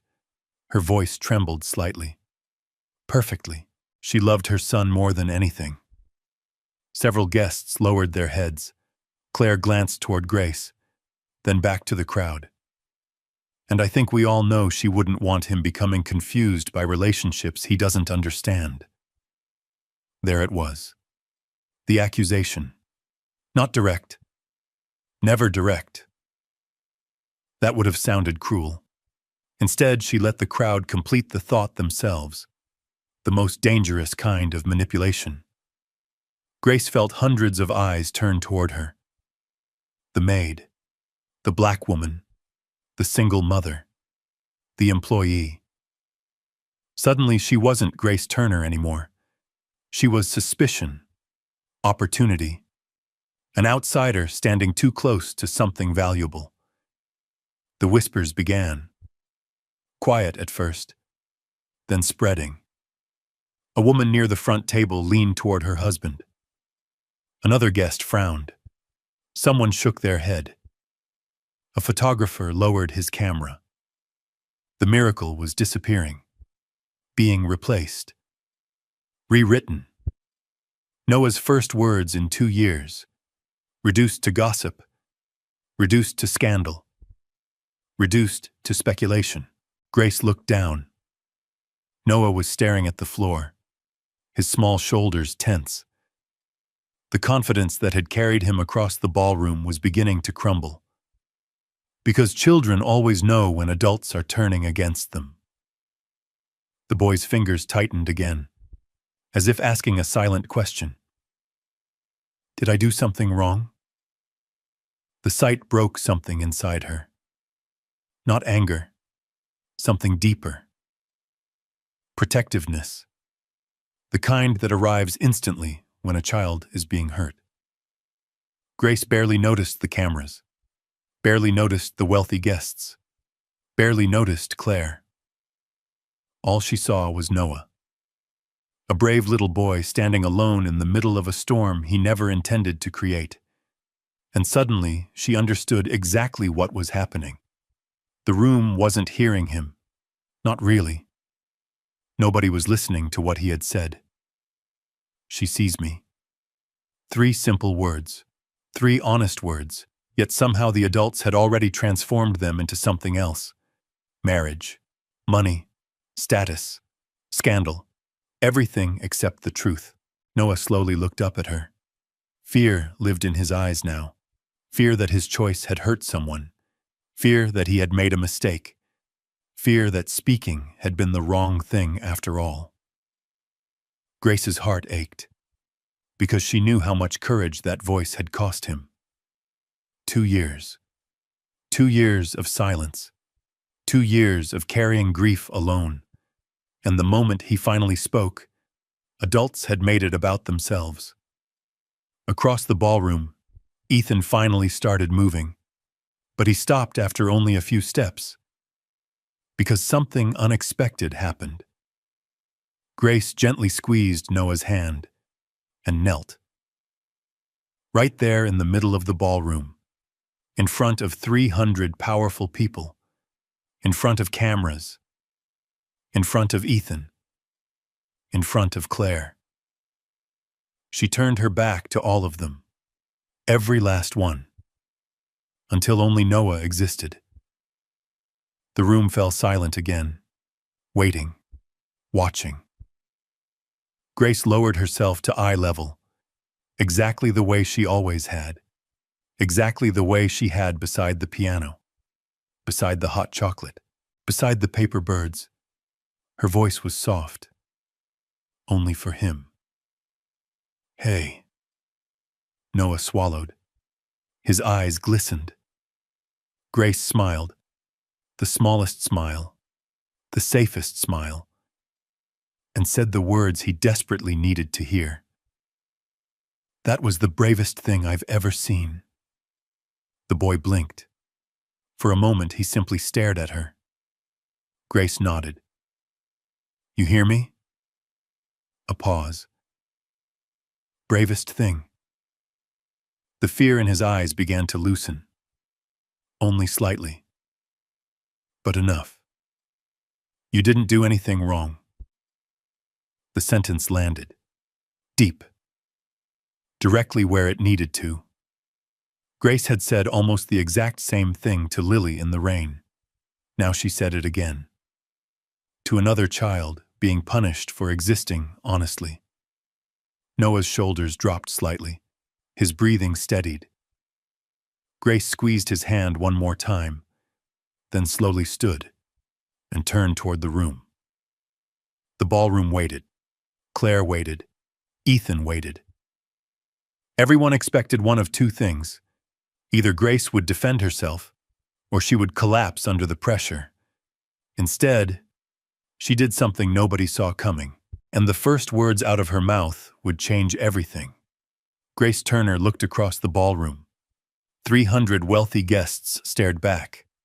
The room felt frozen in time.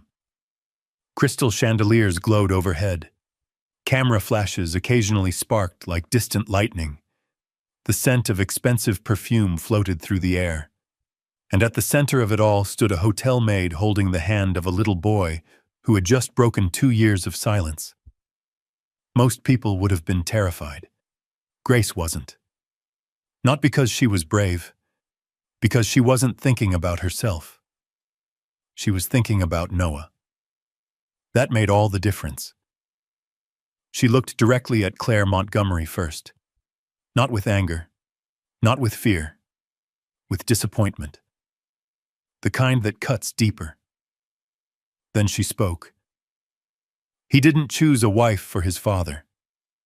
The sentence landed softly, Yet somehow every person in the room heard it. A murmur died before it could begin. Grace continued. He chose a friend for himself. Silence. Complete silence. The room seemed to inhale and forget how to exhale. Claire's expression tightened, only slightly. But enough. Grace turned slowly, looking beyond Claire, beyond Ethan, beyond the cameras, toward the crowd itself. The people who had already begun building stories. The people who had already decided what this moment meant. You've all been talking about marriage. Her voice remained calm. But that's not what happened here tonight. Nobody interrupted. Nobody dared. He didn't walk across this room looking for a mother. She glanced down at Noah. The boy never took his eyes off her. He didn't walk across this room looking for a fortune. A few guests lowered their gaze. He walked across this room because he trusted someone. The words hit harder than she intended. Because they were true. And truth often lands heavier than anger. Grace looked toward Noah again, then back to the crowd. And somehow all of you missed that. The room shifted, uncomfortable now, no longer confident, because deep down, many of them knew she was right. Claire stepped forward, still smiling, still polished, still trying to regain control. Grace, I don't think anyone means any harm. The statement sounded reasonable. That was Claire's gift. She could make almost anything sound reasonable. Grace nodded. I know. The answer surprised everyone, including Claire. Grace wasn't there to fight. That made her impossible to control. I don't think anyone here is trying to hurt him. A pause. But that's exactly what's happening. The room became quieter. Somewhere near the back, a champagne glass touched a table. The tiny sound echoed. Grace looked at Noah. Only Noah. You know what I heard tonight? The boy stared up at her. She smiled gently. I heard the bravest kid in the room. Something flickered across Noah's face. Something fragile. Something hopeful. Grace continued. I heard a boy who finally said something true. The tears that Ethan had been fighting finally escaped. One rolled down his cheek, then another. Nobody seemed to notice. Or perhaps everyone noticed and pretended not to. Grace slowly turned toward Claire. Her voice softened, which somehow made it even stronger. You keep talking about what his mother would have wanted. The room stiffened. Claire's smile faltered, only for a second. Grace saw it. So does everyone else. No one moved. No one spoke. Grace looked around the ballroom. I've listened to people tell children what they should feel for most of my life. She thought about Lily, about herself, about years of being dismissed, corrected, overlooked. But this little boy isn't a memory. The words landed hard. He's a person. Claire's eyes narrowed. Not enough for most people to notice. Enough for Grace. He's not a symbol, Grace said. He's not a project. Another pause. And he's not a key people get to use for their own plans. A visible ripple moved through the crowd. Several board members exchanged uncomfortable glances, because suddenly, the conversation wasn't about Grace, or Claire, or marriage. It was about them, about everyone, about how easily adults stop seeing children. Grace lowered herself slightly and adjusted Noah's blazer collar. The gesture looked so natural, so familiar. It reminded Ethan of something he couldn't quite place. Then it hit him. Elise. Not because Grace resembled his wife. She didn't. Not at all. Because Elise used to do the same thing. The same absent-minded adjustment, the same instinctive care. Not for appearances, for comfort. The memory hit Ethan like a wave. Grace looked into Noah's eyes. The ballroom disappeared. For a moment it was only the two of them again. Just like the piano. Just like the hot chocolate. Just like the paper birds. You hear me? Noah nodded. Barely. But he nodded. The room gasped. Most people hadn't seen him respond to anyone in years. Grace smiled. Good. Then she said something nobody expected. Least of all, Ethan. I'm not your prize, sweetheart. The room froze. Every wealthy guest understood exactly what she meant.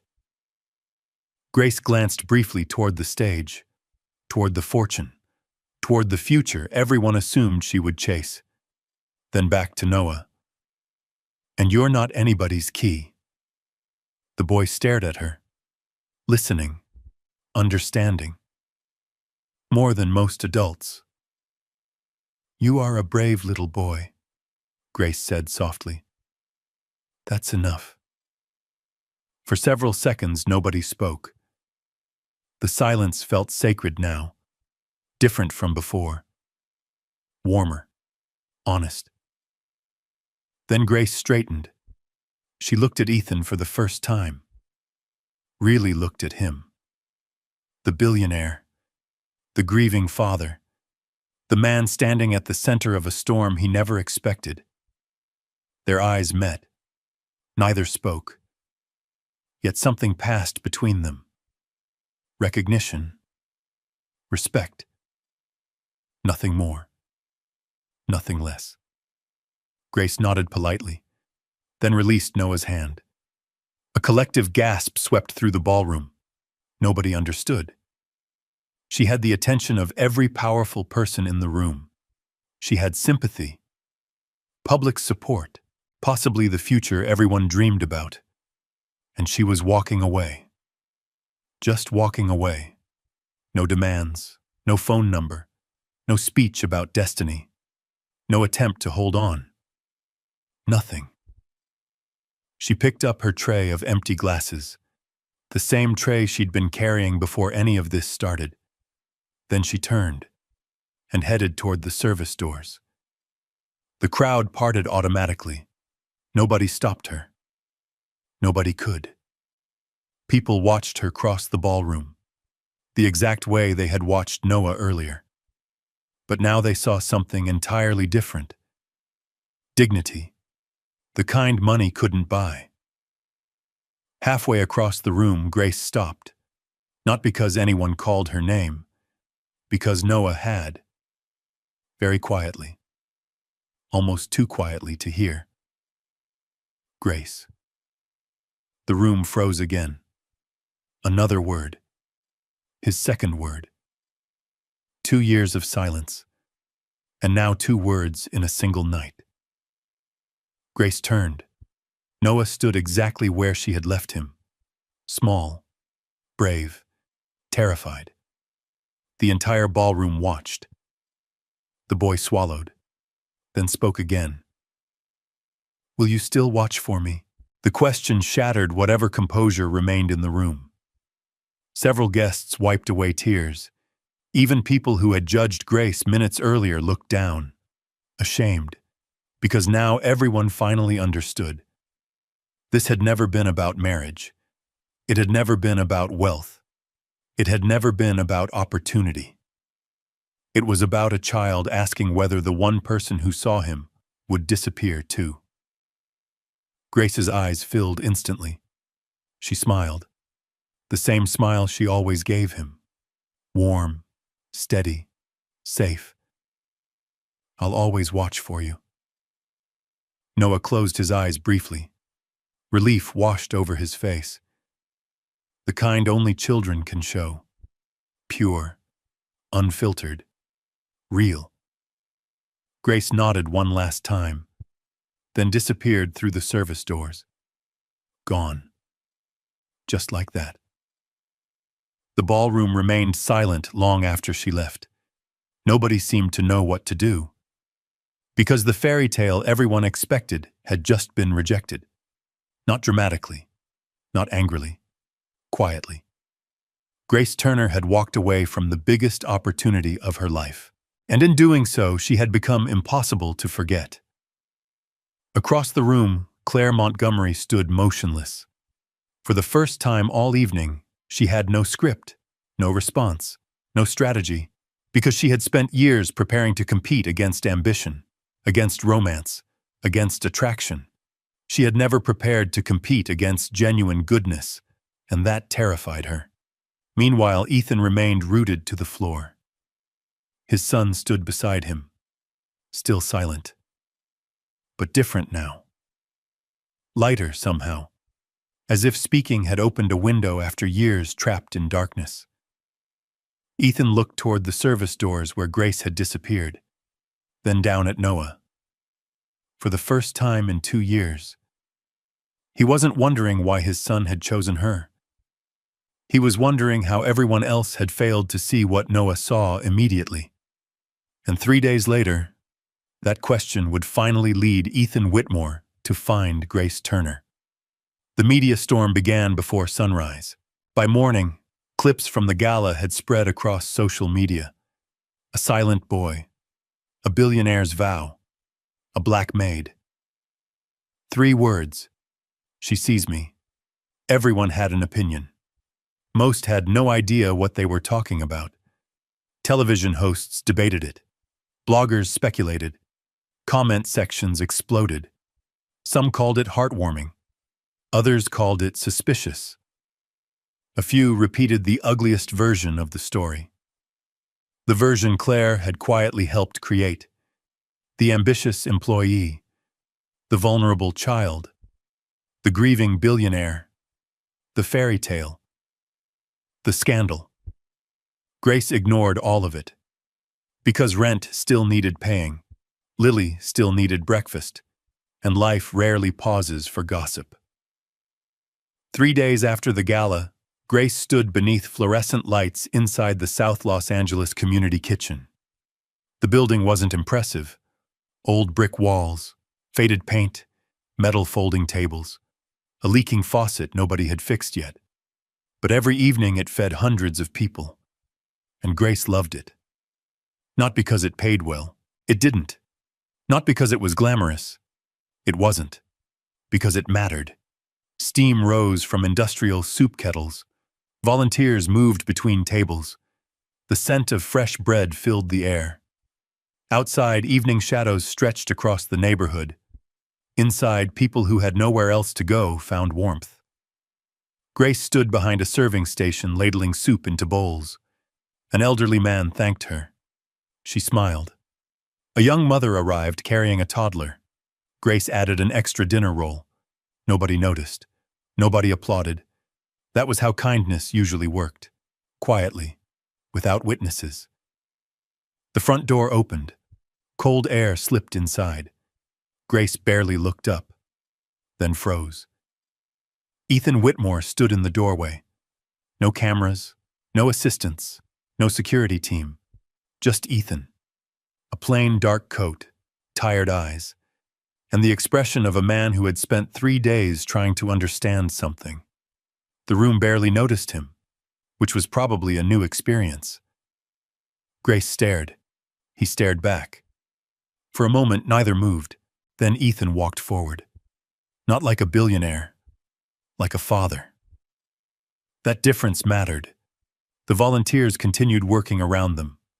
Metal trays clattered softly. People talked. Life carried on. Grace set down the ladle. "What are you doing here?" The question wasn't hostile, just honest. Ethan glanced around the kitchen, at the volunteers, the families, the worn tables, then back at her, looking for an answer. Grace almost laughed.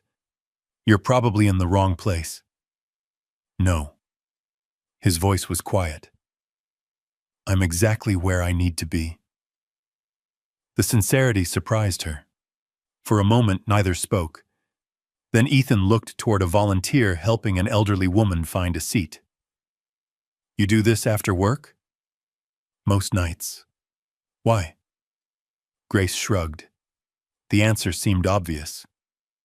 "People are hungry." Ethan stared.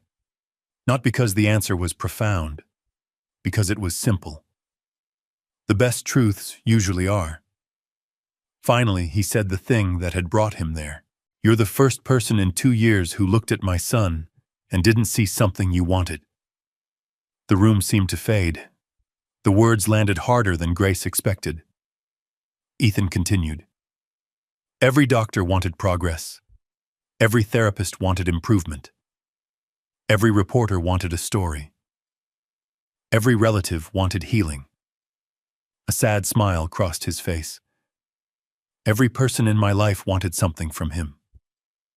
His eyes met hers. "You didn't." Grace looked away first. Not uncomfortable, just thoughtful. Because she had never considered it unusual. Children weren't projects. They were children. The fact that this seemed remarkable broke her heart. Meanwhile, several miles away, Noah sat at the Whitmore estate. For the first time in years, he wasn't alone. Not completely. Because words had returned. Slowly, carefully, like sunlight creeping through a door left slightly open. He still didn't talk much. Most of the day he remained quiet. But now people knew the silence wasn't permanent. The difference changed everything. That evening, Ethan brought him to the community kitchen. Not planned, not discussed, just instinct. When they arrived, Noah immediately spotted Grace. The moment he saw her, something relaxed inside him. The same thing that always relaxed. Safety. Grace smiled. The same smile. Nothing had changed. No expectations, no pressure, no speeches about bravery. Just, "Hey, Noah." The boy nodded, then surprised everyone. He walked directly toward her. No hesitation, no fear. The volunteers exchanged curious looks. Grace handed him a dinner roll. He accepted it, then sat nearby while she worked. The normalness of the moment felt extraordinary. Ethan watched from across the room. Watching Grace interact with Noah felt like watching someone speak a language he had never learned. No tricks, no strategies, no expertise. Just presence. Hours later, after most guests had left and volunteers began cleaning up, Noah sat beside Grace at one of the folding tables. The room had grown quiet. The evening nearly finished. Grace wiped down a counter. Ethan stacked chairs. The sight felt surreal. A billionaire stacking chairs. Yet there he was. Noah watched both of them, thinking, remembering. Finally, Ethan sat down across from his son. The moment felt fragile, like something important was approaching. He spoke carefully. "Noah." The boy looked up. Ethan swallowed. 1,000 questions lived inside him. Only one mattered. "Why her?" Silence. Not the old silence. Thinking silence. Different. Grace quietly stepped away, giving them space. Ethan waited. For once, he didn't rush, didn't push, didn't fill the quiet. Minutes passed. Then Noah spoke. Softly. Clearly. "I heard you." Ethan blinked. "What?" "The night." Noah looked down. The library. The realization hit instantly. The vow.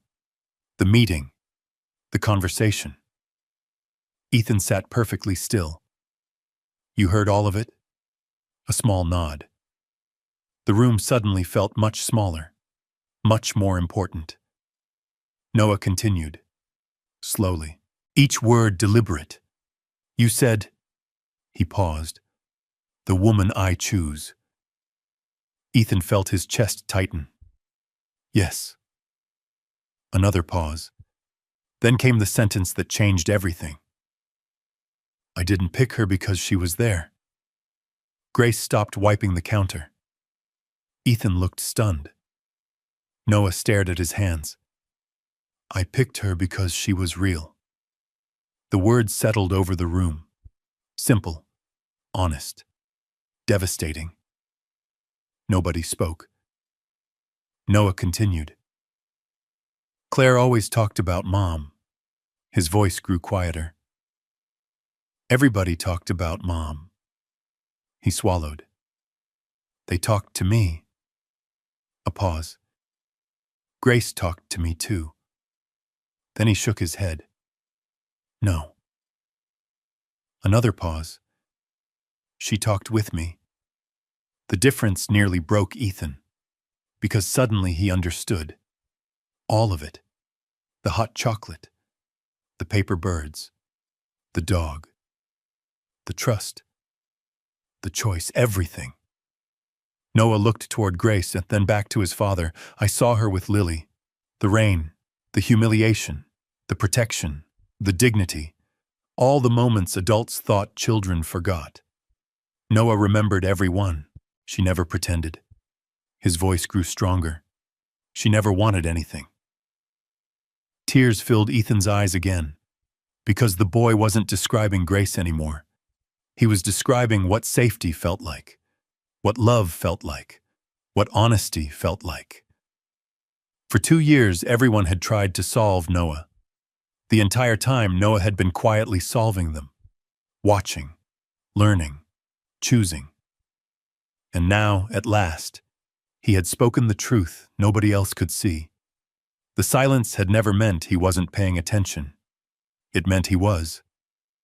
More than anyone realized. Across the room, Grace stood motionless. Her heart ached. Not because Noah had chosen her, because she finally understood how lonely he had been, how long he had been carrying all of this alone. Then Noah looked directly at Ethan and asked the question that truly mattered. Do I still get to choose? The room went still, because for the first time in years, a child wasn't being told what his future would be. He was asking whether his voice mattered, and Ethan Whitmore finally knew the answer. More importantly, he finally knew how to say it.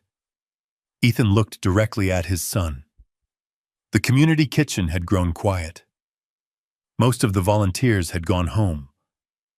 Only a few remained, stacking chairs and wiping tables beneath the soft glow of fluorescent lights. Outside, South Los Angeles hummed with the sounds of an ordinary evening. A passing bus, distant traffic, a barking dog somewhere down the street. Inside, something extraordinary was happening. For the first time in years, a father and son were truly talking. Noah sat across from Ethan, small hands folded together, waiting, not for instructions, not for correction, for an answer. Do I still get to choose? The question echoed inside Ethan's chest, because suddenly he understood how badly he had failed to ask the one thing that mattered.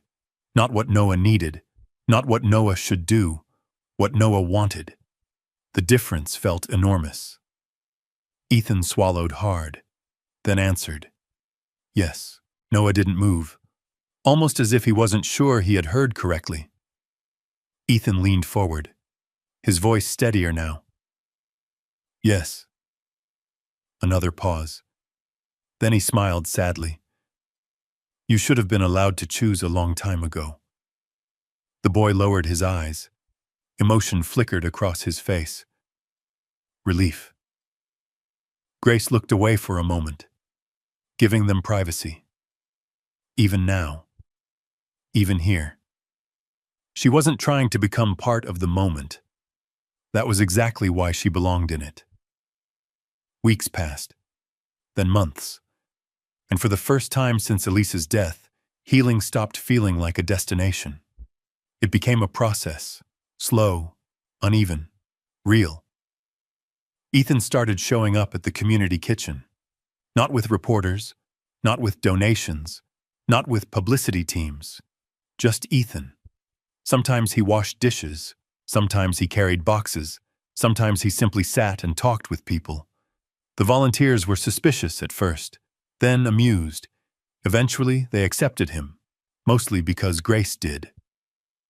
Noah came too. At first, he stayed close to his father. Then gradually, he began helping, passing bread, stacking trays, greeting guests. The words came slowly, one at a time, then two, then sentences. The silence that had once trapped him started fading, not disappearing, transforming. Because Noah was learning something important. His voice was safe. Meanwhile, Lily adored having company, especially company that understood what loneliness felt like. The friendship between Lily and Noah grew naturally. Homework at folding tables, board games after shifts, shared jokes, shared snacks, children doing what children do best, finding each other. One rainy afternoon months later, Grace arrived at the community kitchen to find Ethan struggling with a box of canned goods. The sight made her laugh. The billionaire looked offended. "I run a company with 12,000 employees." Grace folded her arms. "And yet the soup cans are winning." He laughed. A real laugh. The kind that hadn't visited him often in recent years. Moments like that began happening more frequently. Conversations stretched longer. Coffee became dinners. Dinners became routines. Still, Grace remained cautious. Very cautious. One evening after closing, Ethan finally asked the question everyone expected. Not a proposal. Not yet. Something smaller. More important. "What are you afraid of?" Grace looked out the window. Rain tapped softly against the glass. The answer came immediately. "Noah." Ethan frowned. "What about him?" Grace turned toward him. "I won't become another person who leaves." The words landed heavily. Because both of them understood. Loss changes people, especially children. If this doesn't work, she paused. He pays the price. For a long moment, Ethan said nothing. Then he nodded, not arguing, not persuading, understanding. That night changed everything, because Ethan finally realized something. Winning Grace's trust wasn't about romance. It was about consistency, about showing up, again and again and again. So he did. He attended Lily's school concert, helped Noah with science projects, spent Saturdays serving meals, learned how to listen instead of fixing. For the first time in his life, success couldn't be measured by quarterly reports. It had to be earned. One ordinary day at a time. Then came the collapse of Claire Montgomery's carefully constructed future. It happened quietly, the way truth often does. An internal review uncovered a series of communications between Claire and several entertainment reporters. Private messages, leaked photographs, planted stories, strategic articles designed to create public pressure around a future marriage. Nothing illegal, but revealing. Very revealing. The story never exploded publicly. Ethan made sure of that. No revenge, no humiliation, no public destruction. Just distance. Permanent distance. When confronted, Claire finally admitted something she had spent years hiding from herself. She loved the idea of the family more than the actual people inside it. That realization ended everything. Grace felt no satisfaction, only sadness. Because some people spend their entire lives confusing love with possession. A year passed, then another season, then another. And one bright spring afternoon, the backyard of the South Los Angeles community kitchen transformed. White chairs lined the grass, string lights hung between trees, fresh flowers decorated folding tables. Nothing extravagant, nothing designed for magazines. Everything real. Exactly the way Grace wanted it.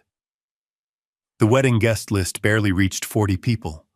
Volunteers, neighbors, friends, Mrs. Ramirez, several kitchen regulars, the people who had actually been there, the people who mattered. No television crews, no reporters, no photographers chasing headlines.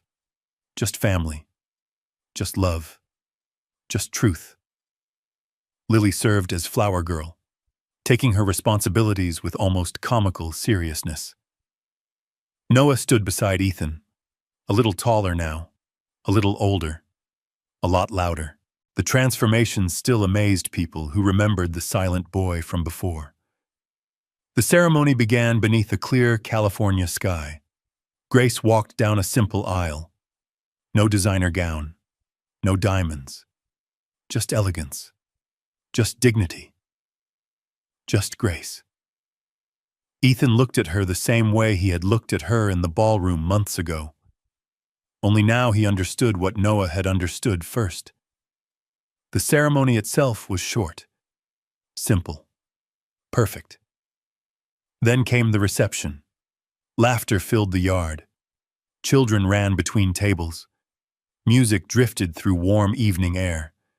The scent of barbecue and fresh bread floated everywhere. As the sun began setting, someone tapped a glass. The crowd turned.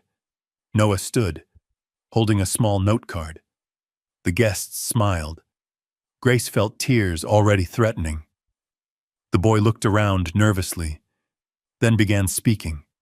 His voice was steady, strong. I used to think nobody could see me. Silence settled over the gathering. The good kind, the listening kind. Noah continued. After my mom died, a pause. Everybody wanted me to get better. Several guests wiped their eyes. I know they loved me. Another pause. But sometimes people were so busy trying to fix me. His voice softened. They forgot to see me. The backyard became completely silent. Then Noah looked at Grace and smiled. The same small smile he once gave from behind the piano. She saw me first. Tears rolled down Grace's cheeks. Across from her, Ethan lowered his head. Noah turned toward his father, then smiled again. And then Dad did too. There wasn't a dry eye left in the yard. Not one. The applause lasted a long time. Longer than the speech. Longer than the sunset. Longer than anyone expected. Years later, people would still tell the story. Not about the billionaire. Not about the vow. Not about the gala. They would tell the story of a woman everyone overlooked. A woman who cleaned floors, worked double shifts, raised a daughter alone, and changed a little boy's life simply by seeing him, because that was the truth hidden beneath everything else. Grace Turner never saved Noah with money, or advice, or grand gestures. She saved him with something much rarer. Attention, patience, kindness without conditions. And in the end, that kindness changed more than Noah. It changed Ethan. It changed Lily. It changed an entire family. Funny enough, the biggest twist was never that a billionaire married a maid. The biggest twist was that the only person in the room who truly understood what Noah needed was the one everyone else had failed to see. And a little boy who spent 2 years in silence saw her before anyone else did. Sometimes that's how life works. The loudest people miss the truth, and the quietest person in the room sees everything. If this story touched your heart, leave a comment below and share the name of someone who truly saw you when the world didn't, because those people deserve to be remembered. And here's something simple I'd love to know before you go. If you believe kindness still matters in this world, type a simple one in the comments. If you've ever felt invisible and wished someone would truly see you, type a simple 0. No long message needed, just a single number. I'll be reading the comments, and I'd love to see how many hearts connected with this story today.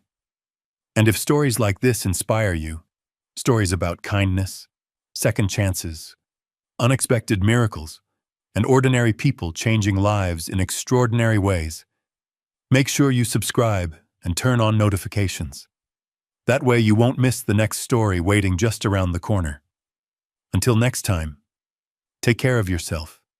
Take care of someone else, and remember, sometimes the smallest act of kindness becomes the biggest turning point in someone's life. I'll see you in the next story.